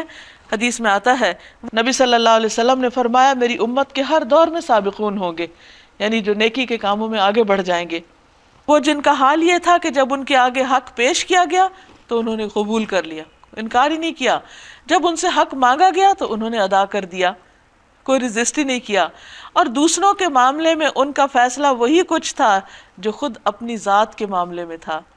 یہ ہے سابقین کی علامت کہ دوسروں کے لیے بھی وہ اتنے ہی خیر خواہ جتنی کوئی خیر خواہی اپنے لیے کرے، اپنی ذات سے کرے، یعنی دوسروں کا فائدہ اور بھلا چاہنے والے لوگ، اور نیکی کے کام اور نیکی کے راستوں پر دوڑنے والے، اللہ کی طرف بھاگنے والے، اور کسی بھی لمحہ کسی بھی نیکی کے کام کو حقیر یا معمولی سمجھ کے چھوڑنے والے نہیں۔ فرمایا ثلۃ من الاولین، اگلوں میں سے بہت ہوں گے، وقلیل من الآخرین، اور پچھلوں میں سے کم، لیکن آپ صلی اللہ علیہ وسلم کی امت کے ہر دور میں ایسے لوگ موجود رہیں گے۔ پہلوں میں سے زیادہ اس لیے کہ اس وقت شاید فتنے کم تھے اور اٹریکشنز کم تھیں، تو نیکی کی طرف جانے والے مواقع زیادہ تھے، یا اس کی طرف جانا نسبتاً آسان تھا۔ اور آج چونکہ ہر طرف ایک چھوٹی چھوٹی جگہ پر ایسے شیطان ہیں کہ جو انسان کو اپنی طرف کھینچ لیتے ہیں اور انسان مقصد فوراً بھول جاتا ہے، تو جو شخص دنیا میں نیکی کی طرف دوڑ نہ لگا سکے وہ قیامت کے دن سابقین میں سے کیسے ہو سکتا ہے؟ پھر علی سرر موضونہ، سب سے پہلے ان کا انعام بتایا جا رہا ہے، ان کو کیا ملے گا؟ مرصع تختوں پر تکیے لگائے آمنے سامنے بیٹھیں گے، یعنی ان کے جو بیٹھنے کی سٹنگ روم ہوں گے یا سٹنگ ایریا ہوں گے وہ بہت ہی زبردست ڈیکوریشن والے ہوں گے۔ ان کی مجلسوں میں ابدی لڑکے شراب چشمہ جاری سے لبریز پیالے کنٹر اور ساغر لیے دوڑ پھر رہے ہوں گے، یعنی کنٹینرز لے کے ہر طرف پھر رہے ہوں گے کہ کس کو چاہیے، اور جسے پی کر نہ ان کا سر چکرائے گا نہ ان کی عقل میں فطور آئے گا، اور ان کے سامنے طرح طرح کے وہ لذیذ پھل پیش کریں گے کہ جسے چاہیں چن لیں، اور پرندوں کے گوشت پیش کریں گے کہ جس پرندے کا چاہیں استعمال کریں، یعنی ان کی اپنی چوائس ہوگی، جو جس کا ذوق، جس کا ٹیسٹ۔ ابو امامہ سے روایت ہے کہ جنتی شخص جنت کے پرندوں میں سے ایک پرندے کو کھانے کی خواہش کرے گا اور وہ اس کے ہاتھ میں پکا ہوا اور ٹکڑے کیے ہوئے صورت میں آ گرے گا، یعنی فوراً ہی پہنچ جائے گا۔ اور ان کے لیے خوبصورت آنکھوں والی حوریں ہوں گی، ایسی حسین جیسے چھپا کر رکھے ہوئے موتی۔ یہ سب کچھ ان اعمال کی جزا کے طور پر انہیں ملے گا جو وہ دنیا میں کرتے رہے۔ وہاں وہ کوئی بیہودہ کلام یا گناہ کی بات نہ سنیں گے، یعنی وہاں ان کی گفتگو بھی بہت اچھی ہوگی، اور کوئی کسی کو ستائے گا نہیں، کوئی کسی کا مذاق نہیں اڑائے گا، کوئی کسی کو پھپتی نہیں کسے گا، کوئی کسی کو بلٹل نہیں کرے گا۔ ہر کوئی بات کرے گا تو وہ دوسرے کی خوشی کا ہی باعث ہوگی، وہ خوشی میں اضافہ کرنے والی ہوگی۔ دنیا میں آپ دیکھیے کہ قریب سے قریب لوگوں کے اندر بھی بدمزگیاں ہو جاتی ہیں، ہسبینڈ وائف کے بیچ میں، بہن بھائیوں کے بیچ میں، ماں اور بچوں کے بیچ میں ہمیشہ خوشگوار گفتگو نہیں ہوتی، کوئی نہ کوئی لغو کا پہلو شامل ہو ہی جاتا ہے، لیکن وہاں کچھ ایسا نہیں ہوگا، کوئی کسی کو ایک بیڈ ورڈ بھی نہیں کہے گا، الا قیلا سلاما سلاما، مگر جو بات ہوگی سلامتی والی اور ٹھیک ٹھیک ہوگی، یعنی سلام کی پکار ہر طرف سے آئے گی، اور ہر طرف سے ان کو جو باتیں سننے کو ملے گی وہ بھی امن پر مبنی ہوگی۔ وَأَصْحَابُ الْيَمِينَ، اور دائیں بازو والے، مَا أَصْحَابُ الْيَمِينَ، کیا کہنا دائیں بازو والوں کا، ان کی کیا کتنی خوش قسمتی، فی صدر مخضود، وہ بے خار یعنی بغیر کانٹوں کے بیریوں اور تہ بتہ چڑھے ہوئے کیلوں اور دور تک پھیلی ہوئی چھاؤں اور ہر دم رواں پانی اور کبھی ختم نہ ہونے والے اور بے روک ٹوک ملنے والے بکثرت پھلوں اور اونچی نشست گاہوں میں ہوں گے۔ یہ ہے ان کا انجام اور ان کا ریوارڈ۔ ان کی بیویوں کو ہم خاص طور پر نئے سرے سے پیدا کر دیں گے اور انہیں باکرہ بنا دیں گے، اپنے شوہروں کی عاشق اور عمر میں ہم سن، یہ کچھ دائیں بازو والوں کے لیے ہے، وہ اگلوں میں سے بہت ہوں گے اور پچھلوں میں سے بھی بہت، لیکن سابقین اگلوں میں سے زیادہ ہوں گے اور پچھلوں میں سے کم. یعنی اس سے پتہ یہ چلتا ہے کہ آہستہ آہستہ زیادہ نیکی کی طرف دوڑنے والوں کی تعداد کم ہو جائے گی. وَأَصْحَابُ الشِّمَالِ مَا أَصْحَابُ الشِّمَالِ، اب تیسرے گروہ کا ذکر ہے، بائیں بازو والے. بائیں بازو والوں کی بد نصیبی کا کیا پوچھنا، وہ لو کی لپٹ اور کھولتے ہوئے پانی اور کالے دھوئیں کے سائے میں ہوں گے، جو نہ ٹھنڈا ہوگا نہ آرام دہ. یہ وہ لوگ ہوں گے جو اس انجام کو پہنچنے سے پہلے خوشحال تھے، یعنی دنیا میں بڑے اچھے زندگی بسر کر رہے تھے اور گناہ عظیم پر اصرار کرتے تھے، یعنی کبیرہ گناہوں سے معافی نہیں مانگتے تھے، ان پر ڈٹے ہوئے تھے خوشحالی کے اثر سے. کیونکہ ہوتا یہ ہے کہ انسان کو جب خوشی ملتی ہے یا نعمتیں ملتی ہیں تو وہ تھوڑا بگڑ جاتا ہے، وہ سمجھتا ہے کہ مجھے کوئی پوچھنے والا نہیں، میں غلط کام بھی کر لوں تو میرا کچھ نقصان نہیں. تو اس طرح وہ حق سے دور ہوں گے، لہٰذا یہ ان کا انجام ہوگا. کہتے تھے کیا جب ہم مر کر خاک ہو جائیں گے اور ہڈیوں کا پنجر رہ جائیں گے پھر اٹھا کر کھڑے کیے جائیں گے. ان کا عقیدہ آخرت ہی درست نہ تھا. کیا ہمارے وہ باپ دادا بھی اٹھائے جائیں گے جو پہلے گزر چکے؟ اے نبی صلی اللہ علیہ وسلم ان لوگوں سے کہیے یقیناً اگلے اور پچھلے سب ایک دن ضرور حاضر کیے جانے والے ہیں، جمع کیے جانے والے ہیں، جس کا وقت مقرر کیا جا چکا ہے، اور اللہ کو خوب پتہ ہے وہ کون سا وقت ہے جب یہ ہوگا اور ہو کر رہے گا. ثم انکم ایھا الضالون المکذبون، پھر اے گمراہو جھٹلانے والو، تم شجر زقوم کی غذا کھانے والے ہو، یعنی جہنم میں، اسی سے تم پیٹ بھرو گے کیونکہ بھوک تو بہت لگے گی، سائز بھی بڑھ جائیں گے انسانوں کے، اور اوپر سے کھولتا ہوا پانی توس لگے ہوئے اونٹ کی طرح پیو گے. یعنی ایک بیماری ہے اونٹ کی کہ جس میں اونٹ بہت زیادہ پیتا ہے لیکن پھر بھی اس کی پیاس نہیں بجھتی. یہ ہے بائیں بازو والوں کی ضیافت کا سامان روز جزا میں، قیامت کے دن ان کو یہ بدلہ ملے گا. نحن خلقناکم فلولا تصدقون، ہم نے تمہیں پیدا کیا ہے پھر تم تصدیق کیوں نہیں کرتے، اس بات کو مان کیوں نہیں جاتے، اس کو ایکسپٹ کیوں نہیں کرتے؟ کیونکہ جب انسان اس بات کو مان لیتا تو پھر اللہ کا حق بھی ماننے لگتا ہے، وہ تو قدرتی نتیجہ ہے اس کا. کیا کبھی تم نے غور کیا یہ نطفہ جو تم ڈالتے ہو اس سے بچہ تم بناتے ہو یا اس کے بنانے والے ہم ہیں؟ ہم نے تمہارے درمیان موت کو تقسیم کیا اور ہم اس سے عاجز نہیں کہ تمہاری شکلیں بدل کے رکھ دیں اور کسی ایسی شکل میں تمہیں پیدا کر دیں جس کو تم نہیں جانتے، نہیں بھیانک شکلوں میں. اپنی پہلی پیدائش کو تو تم جانتے ہو، پھر سبق کیوں نہیں لیتے؟ اگر انسان دیکھے نا تو ماں کے پیٹ میں بچے کی جو شکلیں بدلتی ہیں، اگر اس میں سے پریمیٹیو ایج کی یا پریمیٹیو جو پیریڈ ہوتا ہے اس کی پریگننسی کا، اگر اس شکل میں انسان باہر آ جائے تو آنکھوں کی جگہ بڑے بڑے گڑھے، اور اس کا سر اتنا بڑا اور دھڑ اتنا چھوٹا، اور اس کے ہاتھ پاؤں بھی ابھی ایسی شیپ میں کہ انسان دیکھ کے ڈر جائے. تو یہ اللہ تعالیٰ کا کتنا بڑا احسان ہے کہ اس نے ہمیں ایک بہترین شکل میں پیدا کیا اور بہترین حالت میں اس نے دنیا میں ہمیں رکھا. فرمایا کہ تم اپنی اس پیدائش سے اور اس کے عمل سے اور اس میں جو ماں کے پیٹ میں جب تم تھے اور تمہاری مختلف حالتیں تھیں اس سے سبق کیوں نہیں لیتے؟ افرأیتم ما تحرثون، کبھی تم نے سوچا بیج جو تم بوتے ہو، یعنی زمین کے اندر، ان سے کھیتیاں تم اگاتے ہو یا اس کے اگانے والے ہم ہیں؟ یعنی جس طرح ماں کے پیٹ میں بچے کو پیدا کرنے والے ہم ہیں، اسی طرح زمین کے اندر ہر طرح کے نباتات اگانے والے بھی ہم ہی ہیں. ہم چاہے تو ان کھیتوں کو بھس بنا کے رکھ دیں، کچھ نہ اگے، پنپ ہی نہ سکے، اور تم طرح طرح کی باتیں بناتے رہ جاؤ، مختلف ریزنز تلاش کرتے رہو کہ ہم پر تو الٹی چٹی پڑ گئی، بلکہ ہمارے تو نصیب ہی پھوٹے ہوئے ہیں. اس وقت تمہیں اپنا نقصان یاد آ جائے. کبھی تم نے آنکھیں کھول کر دیکھا یہ پانی جو تم پیتے ہو، کبھی سوچا ہم نے جب ہم پی رہے ہوتے ہیں اسے تم نے بادل سے برسایا یا اس کے برسانے والے ہم ہیں؟ کیونکہ اگر اللہ تعالیٰ بادل نہ برسائے، خشک سالی ہو جائے، تو پھر آپ دیکھیے کہ کوئی خوشحالی باقی نہ رہے.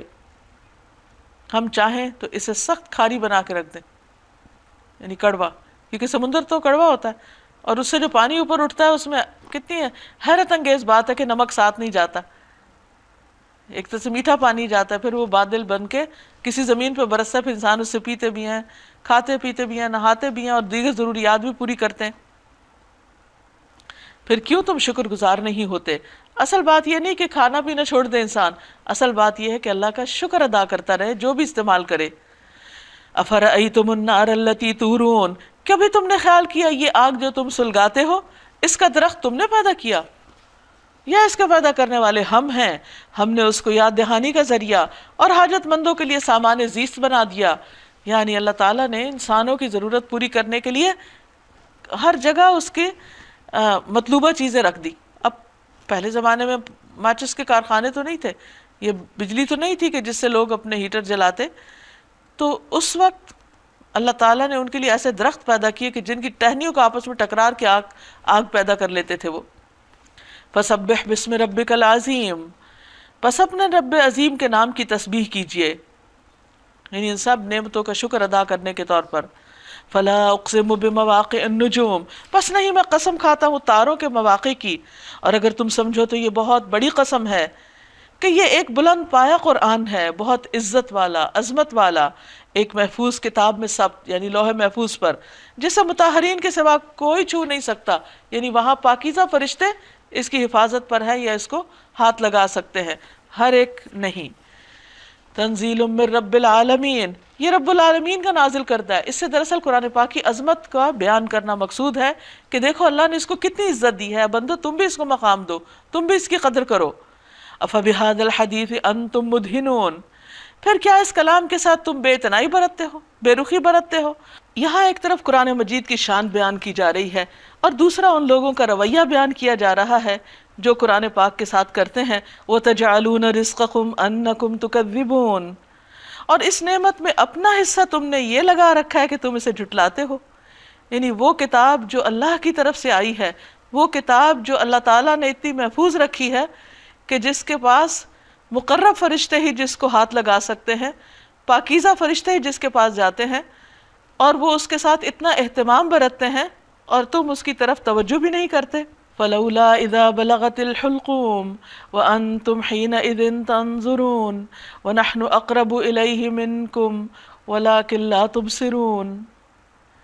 اب اگر تم کسی کے محکوم نہیں، کوئی تمہیں پکڑ نہیں سکتا، تم کسی کے کنٹرول میں نہیں، تم سمجھتے ہو کہ تم آزاد ہو اور اپنے اس خیال میں سچے ہو، تو جب مرنے والے کی جان حلق تک پہنچ چکی ہوتی ہے اور تم آنکھوں دیکھ رہے ہوتے ہو کہ وہ مر رہا ہے، اس وقت اس کی نکلتی ہوئی جان کو واپس کیوں نہیں لاتے؟ اس وقت تمہارا اختیار، تمہاری قوت، تمہاری طاقت کہاں جاتی ہے کہ بڑے سے بڑے ڈاکٹرز اور بڑی سے بڑی مشینیں بھی اس کے اندر روح نہیں ڈال سکتی، واپس نہیں لا سکتے. اس وقت تمہاری بنسبت ہم اس کے زیادہ قریب ہوتے ہیں. انسان کو دنیا کے بنسبت آخرت کے منظر نظر آنے لگتے ہیں مگر تم کو نظر نہیں آتے. فرشتے جو پاس بیٹھے ہوتے ہیں کوئی بھی نہیں دیکھ پاتا، لیکن اس کو نظر آ رہے ہوتے ہیں جو مر رہا ہوتا ہے، جو دنیا سے جا رہا ہوتا ہے. پھر وہ مرنے والا اگر مقربین میں سے ہو، اللہ کے پسندیدہ بندوں میں سے ہو، تو اس کے لیے راحت اور عمدہ رزق اور نعمت بھری جنت ہے. فرشتے مومن کی روح کو آسمان کی طرف چڑھا لے جاتے ہیں. آسمان کا دروازہ کھلتا ہے، پوچھا جاتا ہے یہ کون ہے؟ کہا جاتا ہے فلاں شخص ہے. وہ کہتے ہیں مرحبا ہے پاک نفس جو پاک بدن میں تھا، داخل ہو جاؤ قابل تعریف اور خوش ہو جاؤ اللہ کی رحمت اور خوشبو سے اور اس رب سے جو ناراض نہیں ہے. برابر اس سے یہی کہا جاتا ہے یہاں تک کہ اس کی روح آسمان تک پہنچتی ہے جہاں اللہ عز و جل ہے. اور اگر وہ اصحاب الیمین میں سے ہو، دائیں بازو والوں میں سے ہو، نیک لوگوں میں سے ہو، تو اس کا استقبال یوں ہوتا ہے کہ سلام ہے تجھے، تو اصحاب الیمین میں سے ہے. یعنی اس کو وہیں بتا دیا جاتا ہے کہ تم آئندہ کس کیٹیگری میں ہوگے. اور اگر وہ جھٹلانے والے گمراہ لوگوں میں سے ہو تو اس کی تواضع کے لیے کھولتا ہوا پانی ہے اور جہنم میں جھونکا جانا ہے. فَنُزُلٌ مِّنْ حَمِيمٍ وَتَصْلِيَةُ جَحِيمٍ إِنَّ هَذَا لَهُوَ حَقُّ الْيَقِينِ فَسَبِّحْ بِاسْمِ رَبِّكَ الْعَظِيمِ. یہ سب کچھ قطعی حق ہے، یہ بالکل سچ ہے، ایسا ہی ہونا ہے، اسی طرح دنیا سے روانگی ہے. پس اے نبی صلی اللہ علیہ وسلم اپنے رب عظیم کے نام کی تسبیح کیجئے. تسبیح کا مطلب ہوتا ہے اللہ کی پاکی بیان کرنا کہ پاک ہے وہ رب ہر عیب سے، ہر نقص سے، جس نے یہ سارا سلسلہ چلایا، جس نے یہ سارے انتظامات رکھے اور جو جس چیز کا مستحق تھا اس کو اس ٹھکانے تک پہنچا دیا. سورۃ الحدید. بسم اللہ الرحمن الرحیم. سبح للہ ما فی السماوات والارض شروع اللہ کے نام سے جو بے انتہا مہربان نہایت رحم فرمانے والا ہے۔ اللہ کی تسبیح کی ہے ہر اس چیز نے جو زمین اور آسمانوں میں ہے، وَهُوَ الْعَزِيزُ الْحَكِيمُ، اور وہ زبردست ہے، حکمت والا ہے۔ لَهُ مُلْكُ السَّمَاوَاتِ وَالْأَرْضِ، زمین اور آسمانوں کی سلطنت کا مالک وہی ہے۔ یحیی و یمیت، وہی زندگی بخشتا ہے، وہی موت دیتا ہے۔ وَهُوَ عَلَى كُلِّ شَيْءٍ قَدِيرٌ، اور وہ ہر چیز پر قدرت رکھتا ہے، ہر چیز پر اسی کا اختیار ہے، اسی کی طاقت سب سے بڑی ہے۔ هو الاول والآخر والظاہر والباطن وهو بكل شيء علیم، وہی اول بھی ہے اور آخر بھی اور ظاہر بھی اور باطن بھی، اور وہی ہر چیز کا علم رکھتا ہے۔ اللہ سبحانہ وتعالیٰ کی یہ صفات جو قرآن مجید میں بیان کی گئی ہیں، ہمارے لیے لازم ہے کہ ان کو سمجھیں، اللہ تعالیٰ کی معرفت حاصل کریں اور ان کے ساتھ اللہ تعالیٰ کو پکاریں بھی۔ نبی صلی اللہ علیہ وسلم کے بعض دعاؤں میں یہ الفاظ پائے جاتے ہیں، مثلا ایک دعا میں آتا ہے کہ انت الاول فلیس قبلک شیء، تو ہی پہلا ہے، تجھ سے پہلے کوئی نہیں۔ وانت الآخر فلیس بعدک شیء، تو ہی آخر ہے، کوئی تیرے بعد نہیں۔ وانت الظاہر فلیس فوقک شیء، تو ہی ظاہر ہے، کوئی تجھ سے اوپر نہیں۔ وانت الباطن فلیس دونک شیء، تو ہی باطن ہے، کوئی تجھ سے مخفی تر نہیں۔ یعنی اول و آخر، سارا حکم، اقتدار، قوت، ہر چیز کا مالک تو ہی ہے اور باقی سب تیری مخلوق ہے۔ جب انسان اللہ کے ناموں کو جانتا ہے، اس کی صفات کو پہچانتا ہے، تو اللہ تعالیٰ سے محبت بھی بڑھتی ہے، اللہ تعالیٰ کی قدر بھی آتی ہے، اور پھر اللہ تعالیٰ کی اطاعت کو دل بھی چاہتا ہے۔ پھر مزید فرمایا هو الذی خلق السماوات والارض فی 6 ایام، اتنی بڑی زمین اور آسمانوں کے اندر کی بے پناہ مخلوق کہ جس کا انسان شمار نہیں کر سکتا، فرمایا اسے 6 دنوں میں پیدا کیا۔ ثم استوى علی العرش، پھر عرش پر مستوی ہوا۔ یعلم ما یلج فی الارض وما یخرج منها، وہی جانتا ہے جو زمین میں جاتا ہے اور جو اس سے نکلتا ہے۔ اب یہ جو عرش پر مستوی ہونے کی بات ہے، اس کے بارے میں کوئی نہیں جانتا اس کی کیفیت کیا ہے۔ امام مالک سے کسی نے اسی کے بارے میں پوچھا تھا تو انہوں نے کہا کہ الاستواء معلوم، ہمیں یہ تو معلوم ہے کہ اللہ سبحانہ وتعالیٰ مستوی ہوئے، والکیف مجہول، کیسے ہوئے، کیا طریقہ تھا، کسی کو نہیں خبر، اللہ نے نہیں بتایا تو کیسے پتہ چل سکتا ہے۔ والسؤال عنہ بدعہ، اور اگر کوئی پوچھے کہ کیسے ہوا تھا تو یہ سوال ہی بدعت ہے، ایسے سوال پوچھنے بھی نہیں چاہیے۔ لیکن ہم سب کا یہ ایمان ہے کہ اللہ سبحانہ وتعالیٰ اپنے عرش پر ہیں، اوپر ہیں۔ پھر فرمایا جو کچھ زمین میں جاتا ہے اس کو وہ جانتا ہے، جو اس سے نکلتا ہے اور جو آسمان سے اترتا ہے اور جو اس میں چڑھتا ہے، یعنی انسانوں کے اعمال اور انسانوں کی روحیں مرنے کے بعد جو اوپر جاتی، سب اللہ تعالیٰ کے علم میں ہے، اس کا علم ہر چیز پر محیط ہے۔ وہ تمہارے ساتھ ہے جہاں بھی تم ہو، اس کا یہ مطلب نہیں کہ فزیکلی ہر جگہ وہ ساتھ ہے، وہ اپنے علم کے ساتھ ہے، یا اس کے بارے کی تفصیل جو ہے یا حقیقت جو ہے وہ اللہ ہی کو پتہ ہے، لیکن مطلب یہ ہے کہ وہ تمہارے ساری چیزوں کو دیکھ رہا ہے، جانتا ہے، اور نیک بندوں کی مدد بھی کرتا ہے۔ جو کام بھی تم کرتے ہو اسے وہ دیکھ رہا ہے۔ وہی زمین اور آسمانوں کی بادشاہی کا مالک ہے، اور تمام معاملات فیصلے کے لیے اسی کی طرف رجوع کیے جاتے ہیں۔ وہی رات کو دن میں اور دن کو رات میں داخل کرتا ہے، اور دلوں کے چھپے ہوئے راز تک جانتا ہے۔ یہ ہے تمہارا رب، لہٰذا تم کیا کرو، آمنوا باللہ ورسولہ، ایمان لاؤ اللہ اور اس کے رسول پر، وانفقوا مما جعلکم مستخلفین فیہ، اور خرچ کرو ان چیزوں میں سے جس پر اس نے تمہیں اختیار دیا ہے، جو تمہاری جانشینی میں اس نے دی ہیں، تمہارے اختیار میں دی ہیں۔ فالذین آمنوا منکم وانفقوا لهم اجر کبیر، تو وہ لوگ جو ایمان لائے تم میں سے اور جنہوں نے خرچ کیا، ان کے لیے بہت بڑا اجر ہے۔ وما لکم لا تؤمنون باللہ، تمہیں کیا ہو گیا کہ تم اللہ پر ایمان نہیں لاتے۔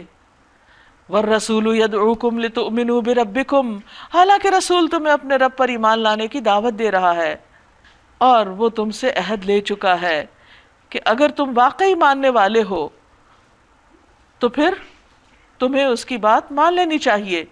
وہ اللہ ہی ہے جو اپنے بندے پر صاف صاف آیات نازل کر رہا ہے تاکہ تمہیں تاریکیوں سے نکال کر روشنی میں لے آئے۔ یعنی قرآن کے نازل کرنے کا مقصد کیا ہے کہ انسان اندھیروں سے نکلے، جہالت کے، لا علمی کے، اور روشنی کی طرف آئے۔ اور حقیقت یہ ہے کہ اللہ تم پر نہایت شفیق اور مہربان ہے۔ آخر کیا وجہ ہے کہ تم اللہ کی راہ میں خرچ نہیں کرتے؟ حالانکہ زمین اور آسمانوں کی میراث اللہ ہی کے لیے ہے، سب کچھ اللہ کا ہے۔ اگر تم نہیں دو گے تو تم خود ہی محروم رہ جاؤ گے۔ اور اگر انسان غور کرے کہ جب بھی انسان اللہ کے راستے میں دیتا ہے تو وہ اپنے پاس سے تو کچھ نہیں دیتا، وہ اسی میں سے دیتا ہے جو اللہ نے دے رکھا ہے اس کو، تو اس لیے کس بات کا احسان؟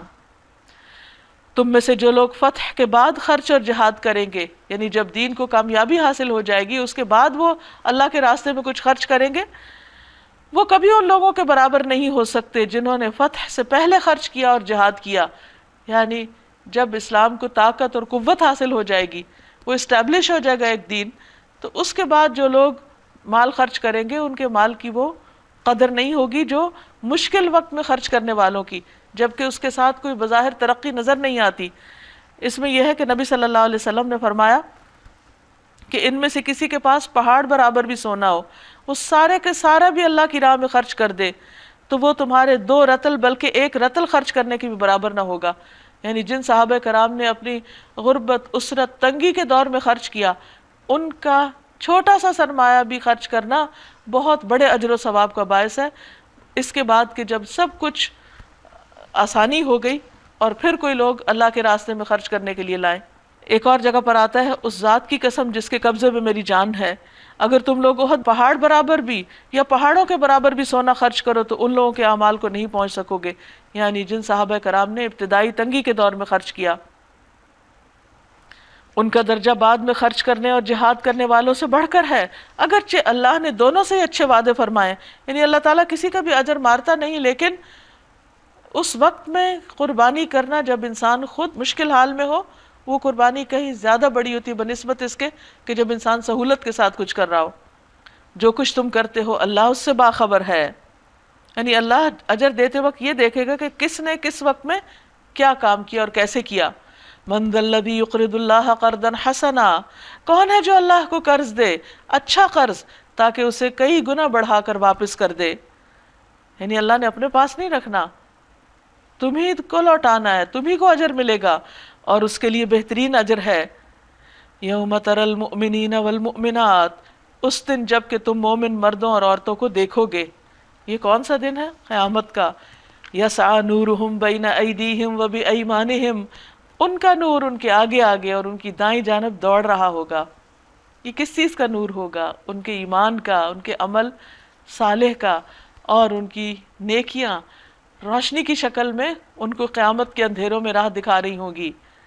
ان سے کہا جائے گا آج بشارت ہے تمہارے لیے، خوشخبری ہے، جنتیں ہوں گی جن کے نیچے نہریں بہہ رہی ہوں گی، جن میں وہ ہمیشہ رہیں گے، یہی بہت بڑی کامیابی ہے۔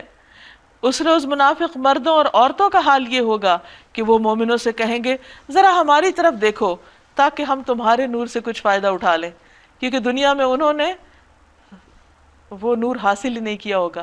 یعنی جس شخص کے دل میں سچا ایمان نہیں، اس کے برعکس منافقت ہے، تو قیامت کے دن اس کے اندر وہ روشنی بھی نہیں ہوگی، اس کو وہ نعمتیں نہیں ملیں گی جو سچے ایمان والوں کو ملیں گی۔ دنیا میں کیا ہوتا ہے، جب کوئی چیز نہ ہو تو انسان دوسرے سے لے لیتا ہے، کام چلا لیتا ہے۔ وہاں بھی لوگ یہی چاہیں گے کہ دوسرے لوگ اپنی نیکیوں میں سے کچھ دے دیں یا اپنے نور میں سے کچھ دے دیں تاکہ اس دن کی مشکل تھوڑی آسان ہو جائے۔ مگر ان سے کہا جائے گا پیچھے ہٹ جاؤ، اپنا نور کہیں اور تلاش کرو۔ پھر ان کے درمیان ایک دیوار حائل کر دی جائے گی جس میں ایک دروازہ ہوگا، اس دروازے کے اندر رحمت ہوگی اور باہر عذاب ہوگا۔ یعنی جنت والے جب جنت میں چلے جائیں گے تو دروازہ اندر سے بند کر دیا جائے گا، ایک طرف اس دروازے کے اندر والی سائڈ پہ نعمتیں ہی نعمتیں، بہاریں ہی بہاریں، اور دوسری طرف باہر والی سائڈ پہ دوزخ کا عذاب۔ تو منافقین کے لیے یہ دروازہ ایک حد فاصل ہوگی، وہ اس کو کراس کر کے اندر نہیں آ سکیں گے، ایمان والوں کے ساتھ نہیں جا سکیں گے، کیونکہ انہوں نے وہ قربانیاں نہیں دی ایمان کے لیے، وہ اپنے دین کے لیے جو مخلص اہل ایمان نے دی تھی، تو اس لیے انجام بھی فرق۔ وہ مومنوں سے پکار پکار کر کہیں گے کیا ہم تمہارے ساتھ نہ تھے؟ ہم تو ایک گھر میں رہتے تھے، ایک جگہ پر ہم اٹھتے بیٹھتے تھے، ہماری دوستیاں تھیں، مومن جواب دیں گے ہاں مگر تم نے خود اپنے آپ کو فتنے میں ڈالا، یعنی مسلمان ہو کر بھی تم نے اخلاص کا مظاہرہ نہیں کیا، تم ایمان اور کفر کے بیچ میں ہی لٹکتے رہے۔ موقع پرستی کی، یعنی انتظار میں رہے کہ کب فیوریبل حالات ہو تو ہم دین کی طرف آ جائیں، یعنی یہ نہیں کہ ہر حال میں دین قبول کیا، صرف کنوینئنس کے ساتھ، صرف فائدے کے موقع پر شک میں پڑے رہے۔ یعنی تمہارا اصل تو یہ کہ یقین نہیں تھا، اللہ کے بارے میں شک، کتاب کے بارے میں شک، احکامات کے بارے میں شک۔ تو جب ایک انسان کسی بھی چیز کے بارے میں شک رکھتا ہے تو پوری طرح قربانی نہیں کر سکتا، قربانی کی سطح پر دین کو نہیں لے سکتا۔ اور جھوٹی توقعات تمہیں فریب دیتی رہیں کہ ہاں ہمارے بہت سارے جو نیک دوست ہیں وہ ہمیں چھڑا لیں گے، یہاں تک کہ اللہ کا فیصلہ آ گیا، یعنی تمہیں موت آ گئی، یا پھر یہ کہ تم مغلوب ہو گئے۔ اور آخر وقت تک وہ بڑا دھوکے باز یعنی شیطان تمہیں اللہ کے معاملے میں دھوکہ دیتا رہا، لہٰذا آج نہ تم سے کوئی فدیہ قبول کیا جائے گا اور نہ ان لوگوں سے جنہوں نے کھلا کھلا کفر کیا، یعنی منافقین اور کفار سے کسی قسم کا کوئی کفارہ یا فدیہ نہیں لیا جائے گا۔ تمہارا ٹھکانہ جہنم ہے، وہی تمہاری خبرگیری کرنے والی ہے، اور یہ بدترین انجام ہے۔ کیا ایمان لانے والوں کے لیے ابھی وہ وقت نہیں آیا کہ ان کے دل اللہ کے ذکر سے پگھل جائیں، اللہ کی بات سنتے ہی ان کے دلوں کی بے حسی ختم ہو جائے، ان کے اندر ایک حرارت آ جائے، اور اس کے نازل کردہ حق کے آگے جھک جائیں کہ جو اللہ نے اتارا ہے مجھے اپنی زندگی اس کے مطابق گزارنی ہے، اور وہ ان لوگوں کی طرح نہ ہو جائیں جنہیں پہلے کتاب دی گئی تھی، پھر ایک لمبی مدت ان پر گزر گئی تو ان کے دل سخت ہو گئے، اور آج ان میں سے اکثر فاسق بنے ہوئے ہیں۔ یعنی یہود و نصارہ اپنے انبیاء کے جانے کے بعد جب انہوں نے کتاب کو بھلا دیا اور صرف ظاہری دین رہ گیا، اس کی کوئی اسپرٹ نہیں رہی، تو آج تم دیکھو کہ کس طرح اللہ کا نام جب لیا جاتا ہے ان کے سامنے تو ان کے اوپر کوئی اثر نہیں۔ اور آج ان میں سے اکثر فاسق بنے، انہیں اللہ کے نافرمان ہیں، نبی صلی اللہ علیہ وسلم پر ایمان نہیں رکھتے اور آپ کی کوئی بات سننے کو تیار نہیں۔ خوب جان لو کہ اللہ زمین کو اس کی موت کے بعد زندگی بخشتا ہے۔ ہم نشانیاں صاف صاف تم کو دکھا رہے ہیں، شاید کہ تم عقل سے کام لو۔ ان المصدقین والمصدقات واقرضوا اللہ قرضا حسنا یضاعف لهم ولهم اجر کریم۔ مردوں اور عورتوں میں سے جو لوگ صدقات دینے والے ہیں، جنہوں نے اللہ کو قرض حسن دیا ہے، ان کو یقیناً کئی گنا بڑھا کر دیا جائے گا اور ان کے لیے بہترین اجر ہے۔ اور جو لوگ اللہ اور اس کے رسولوں پر ایمان لائیں گے وہی اپنے رب کے نزدیک صدیق اور شہید ہیں، ان کے لیے ان کا اجر اور ان کا نور ہے۔ اور جن لوگوں نے کفر کیا اور ہماری آیات کو جھٹلایا وہ دوزخ میں جانے والے ہیں۔ اعلموا، خوب جان لو، انما الحیات الدنیا لعب ولہو، کہ یہ دنیا کی زندگی کھیل تماشے کے سوا کچھ نہیں۔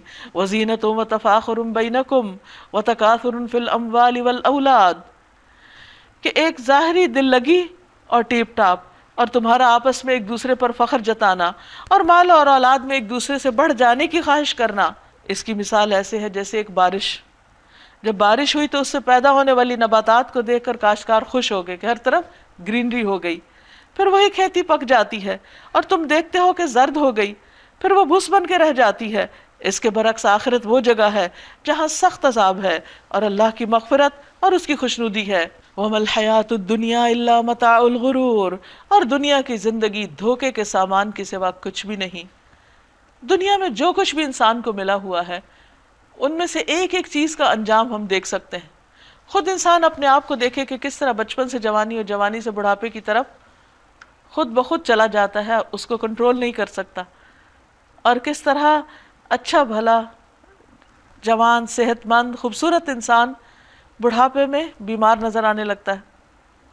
پھر اسی طرح اگر کھیتوں کو دیکھیں، زمین کو دیکھیں تو کیسے بعض اوقات ہرے بھرے ہوتے ہیں، لیکن ان کے انجام کو دیکھیں تو کس طرح وہ سوکھ سڑ جاتے ہیں، کھیتیاں کٹ جاتی ہیں اور زمین بالکل ویران نظر آتی ہے۔ اسی طرح اولاد کو دیکھیں تو کچھ عرصہ وہ گھر کی رونق ہوتی ہے، پھر اس کے بعد سب اڑ جاتے ہیں اپنے اپنے کاموں میں۔ یہی حال باقی تمام چیزوں کا بھی ہے۔ کوئی بھی چیز انسان اگر دیکھے کہ یہ پہلے کہاں تھی، اب کہاں ہے اور آئندہ کہاں ہوگی، کچھ بھی پائیدار نہیں، کچھ بھی ہمیشہ کے لیے نہیں، سب ختم ہونے والا ہے۔ تو پھر انسان کرے کیا؟ کیا اسی دنیا کی چیزوں کے پیچھے کھو کے رہ جائے؟ نہیں۔ سابقوا الی مغفرۃ من ربکم وجنۃ عرضها کعرض السماء والارض، دوڑو اور ایک دوسرے سے آگے بڑھنے کی کوشش کرو. سابقو، باہم کمپٹیشن کرو. کس میں؟ اپنے رب کی مغفرت کی طرف دوڑو اور اس جنت کی طرف جس کی وسعت آسمان و زمین جیسی ہے. بہت بڑا گھر ہے وہ تمہارے لیے جو تیار کیا گیا ہے ان لوگوں کے لیے جو اللہ اور اس کے رسولوں پر ایمان لانے والے ہیں. یہ اللہ کا فضل ہے، جسے چاہتا ہے عطا فرماتا ہے، اور اللہ بڑے فضل والا ہے. ما اصاب من مصیبت فی الارض ولا فی انفسکم الا فی کتاب من قبل ان نبرأها. کوئی مصیبت ایسی نہیں جو زمین میں یا تمہارے اپنے نفس میں نازل ہوتی ہو اور ہم نے اس کو پیدا کرنے سے پہلے ایک کتاب میں نہ لکھ رکھا ہو. یعنی اللہ سبحانہ تعالیٰ کا علم اتنا وسیع ہے کہ زمین پہ جو پتا بھی گرتا ہے اس کا بھی اس کو علم ہے. لیکن یہ علم ایسے نہیں جب پتا گر جاتا ہے تو اس کو پتا چلے، یہ اس سے پہلے اس کو پتا چل جاتا ہے کہ کون پتا کتنے عرصے میں گر جائے گا، کون انسان کب فوت ہو جائے گا، کس انسان پہ کب تکلیف آئے گی. یہ اللہ تعالیٰ کا وسیع علم ہے جو صرف ماضی پر نہیں، جو صرف پریزنٹ حال پر نہیں، بلکہ مستقبل کے بارے میں بھی ایسا ہی ہے جیسے ماضی کے بارے میں. یعنی اس کے لیے برابر ہے کہ کون سی چیزیں ہو چکی اور کون سی نہیں ہو چکی. اور یہ دراصل تقدیر پر ایمان کا حصہ ہے. ایسا کرنا اللہ کے لیے بہت آسان کام ہے. یہ سب کچھ اس لیے ہے تاکہ جو کچھ بھی نقصان تمہیں ہو اس پر تم دل شکستہ نہ ہو، اور جو کچھ اللہ تمہیں عطا فرمائے اس پر پھول نہ جاؤ. اللہ ایسے لوگوں کو پسند نہیں کرتا جو اپنے آپ کو بڑی چیز سمجھتے ہیں اور فخر جتاتے ہیں، جو خود بخل کرتے ہیں، دوسروں کو بخل کرنے پر اکساتے ہیں. یعنی ایسے لوگ اللہ کے محبوب نہیں ہو سکتے. یہ کون کرتا ہے؟ وہی جس کے دل میں دنیا کی محبت رچی بسی ہوتی ہے. اب اگر کوئی روگردانی کرتا ہے تو اللہ بے نیاز اور تعریف والا ہے. ہم نے اپنے رسولوں کو صاف صاف نشانی اور ہدایات کے ساتھ بھیجا اور ان کے ساتھ کتاب اور میزان نازل کی تاکہ لوگ انصاف پر قائم ہوں، اور لوہا اتارا جس میں بڑا زور ہے اور لوگوں کے لیے بہت فائدے ہیں. یعنی لوہا زمین سے پیدا نہیں ہوا بلکہ اللہ تعالیٰ فرماتے ہیں اس کو میں نے اتارا، اوپر سے آیا. یہ اس لیے کیا گیا کہ اللہ کو معلوم ہو جائے کہ کون اس کو دیکھے بغیر اس کی اور اس کے رسولوں کی مدد کرتا ہے. یقیناً اللہ بڑی قوت والا اور زبردست ہے. یعنی اللہ تعالیٰ نے لوہا پیدا کیا تاکہ اس کے ذریعے عدل قائم کیا جائے. یعنی جو شریر ہیں، شر پسند ہیں، دوسروں پہ ظلم کرنے والے ہیں، ان کا حق مارنے والے ہیں، ان کو اس سے روکا جائے. ہم نے نوح علیہ السلام اور ابراہیم علیہ السلام کو بھیجا اور ان دونوں کی نسل میں نبوت اور کتاب رکھ دی. پھر ان کی اولاد میں سے کسی نے ہدایت اختیار کی اور بہت سے فاسق ہو گئے. ان کے بعد ہم نے پے در پے اپنے رسول بھیجے. ان سب کے بعد عیسیٰ ابن مریم کو مبعوث کیا اور اس کو انجیل عطا کی، اور جن لوگوں نے اس کی پیروی اختیار کی ان کے دلوں میں ہم نے ترس اور رحم ڈال دیا. یعنی یہاں پر عیسیٰ علیہ السلام کے ماننے والوں کی تعریف کی جا رہی ہے کہ وہ دل کے بہت نرم اور ترس کھانے والے لوگ ہیں، اور رہبانیت انہوں نے خود ایجاد کر لی. رہبانیت کیا ہے؟ دنیا کو چھوڑ دینا. ہم نے ان پر فرض نہیں کیا تھا مگر اللہ کی خوشنودی کی طلب میں انہوں نے آپ ہی یہ بدعت نکالی. پھر اس کی پابندی کرنے کا جو حق تھا اسے ادا نہ کیا. اسی لیے دین میں ایسے کام نہیں شروع کرنے چاہیے جو انسان نبھا نہ سکے، کیونکہ اللہ تعالیٰ نے ہمیں پیدا کیا نا تو اس کو پتا تھا کہ ایک انسان کی کیا وسعت ہے، کیا کر سکتا اور کیا نہیں کر سکتا. تو اس لیے اس نے ہمیں ہماری بہت سی ضروریات کے ساتھ پیدا کیا، جس میں کھانا پینا، بال بچے، گھر، شادی اور بہت ساری چیزیں. تو اگر کوئی شخص ان سب نعمتوں کے ہوتے ہوئے پھر ان کے قریب نہ جائے، بے وجہ فاقہ کشی کرے یا شادی نہ کرے یا بچے نہ پیدا کرے، تو یہ تمام چیزیں انسان کے بس میں نہیں کہ وہ ان کو نبھا سکے. یہ ان نیچرل ہونا ہے. تو اس لیے جب نصارہ نے اپنے اوپر یہ چیزیں ڈالی، نیکی سمجھتے ہوئے اپنے آپ کو نعمتوں سے محروم رکھا، تو پھر کیا ہوا کہ اس کی پابندی نہ کر سکے. تو کوئی چیز شروع کر کے اس کو چھوڑنا نہیں چاہیے. پھر ان میں سے جو لوگ ایمان لائے تھے ان کا اجر ہم نے ان کو عطا کیا، بلکہ دگنا اجر. ایک اور جگہ سے پتہ چلتا ہے. مگر ان میں سے اکثر لوگ فاسق ہیں، یعنی وہ مان کے نہیں دیتے. یا ایھا الذین آمنو، اے لوگو جو ایمان لائے ہو، اتقوا اللہ، اللہ سے ڈرو، وآمنوا برسولہ، اور اس کے رسول پر ایمان لاؤ، یؤتکم کفلین من رحمتہ ویجعل لکم نورا تمشون بہ، وہ اپنی رحمت کا دوہرا حصہ تمہیں عطا کرے گا اور تمہیں وہ نور بخشے گا جس کی روشنی میں تم چلو گے. یعنی اگر تم ایمان لاؤ گے، اللہ سے ڈرو گے، تو تمہیں اس دنیا میں بھی روشنی عطا کرے گا اور پھر کل قیامت کو بھی روشنی نصیب ہوگی. سوچئے اس وقت انسان جو حشر کا دن اندھیروں کا دن ہے، ہر ایک کے پاس اپنی پرسنل روشنی ہوگی. کسی کی روشنی دور دور تک جاری ہوگی، کسی کی صرف اس کے قدموں تک ہوگی، اور منافق کی صرف اس کے انگوٹھے میں کے ناخن میں ہوگی، کبھی جلے گی کبھی بجھے گی. اسی وجہ سے وہ ڈر کے مارے دوسروں سے روشنی مانگے گا مگر کوئی اس کو دے نہ سکے گا. تو اگر انسان چاہتا ہے کہ آخرت کے دن حشر کے میدان میں اس کے لیے روشنی ہو تو وہ وہاں تلاش کرنے کے بجائے یہیں سے ساتھ لے کے جانی چاہیے، اور وہ ہے ایمان کی روشنی، عمل صالح کی روشنی، اچھے اخلاق کی روشنی، اللہ کی محبت کی روشنی، تقوی کی روشنی. اور اللہ تمہارے قصور معاف کر دے گا، اور اللہ غفور الرحیم ہے. تم کو یہ روش اختیار کرنی چاہیے تاکہ اہل کتاب کو معلوم ہو جائے کہ اللہ کے فضل پر ان کا کوئی اجارہ نہیں. یعنی اللہ تعالیٰ نے صرف پہلی قوموں کو ہی نہیں انبیاء اور کتابوں سے نوازا، بلکہ تمہارے پاس بھی رسول بھیجا اور تمہیں بھی کتاب عطا کی. یہ اللہ کا فضل ہے، اس کے اپنے ہی ہاتھ میں ہے، جسے چاہتا ہے عطا فرماتا ہے. واللہ ذو الفضل العظیم، اور اللہ بہت بڑے فضل والا ہے. وآخر دعوانا ان الحمد للہ رب العالمین. یہاں پر ہمارا پارہ مکمل ہوا. اب میں چاہوں گی کہ آپ اپنے اپنے خیالات کا اظہار کریں. ٹھیک ہے؟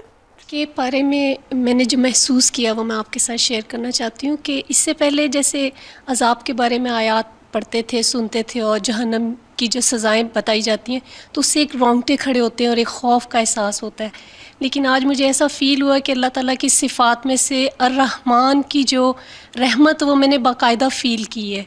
مطلب بے شک کہ مومن جو ہے وہ خوف اور امید میں رہتا ہے، لیکن آج اللہ تعالیٰ نے جس طرح سورہ رحمان میں اور واقعہ میں جنت کی خوبصورتی، اس کے انعامات اور اس کا جو منظر میری آنکھوں کے سامنے آیا ہے، میں چاہتی ہوں کہ میں اس کو اپنے ذہن سے ہٹنے نہ دوں، اور خوف کی بجائے اگر میں اس کو سامنے رکھتے ہوئے زیادہ شوق اور جذبے سے اللہ کو راضی کرنے کے کام کروں تو میرا خیال ہے اس میں اور زیادہ مجھے مزہ آئے گا انشاءاللہ تعالیٰ. کیونکہ فَفِرُّوا إِلَى اللہ بھی کہا گیا جی کہ اللہ کی طرف دوڑو، اور سابقون کی بات بھی ہوئی. جی تو یہ ساری چیزیں ہمیں موٹیویٹ کرتی ہیں تاکہ ہم اللہ کی طرف اور تیزی سے بڑھیں. جی شکریہ. الحمدللہ.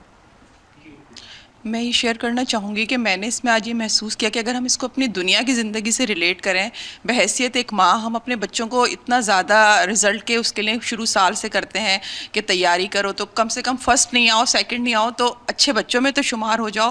تو یہی اگر ہم لوگ کوشش کریں کہ اللہ کرے کہ ہم مقرب لوگوں میں سے ہوں، تو کم سے کم ہم دائیں بازو والے لوگوں میں سے تو ہو جائیں. اللہ ہمیں اتنی توفیق دے کہ ہم خود بھی ہوں اور اپنے بچوں کو بھی اس طرف جو ہے وہ لا سکیں. یہ سوچ رہی تھی کہ اللہ تعالیٰ نے انسان کی رہنمائی ہر اینگل سے کی ہے.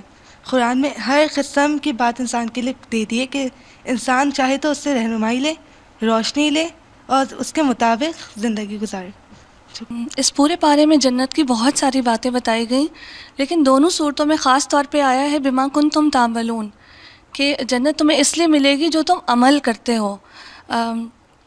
ہم بحیثیت امت مسلمہ ہم سمجھتے ہیں کہ ہم نبی صلی اللہ علیہ وسلم کی امت سے ہیں تو ہم جنت میں داخل ہو جائیں گے، کسی کا پلو پکڑ کے ہم چلے جائیں گے، لیکن یہ عمل کی بات ہوئی.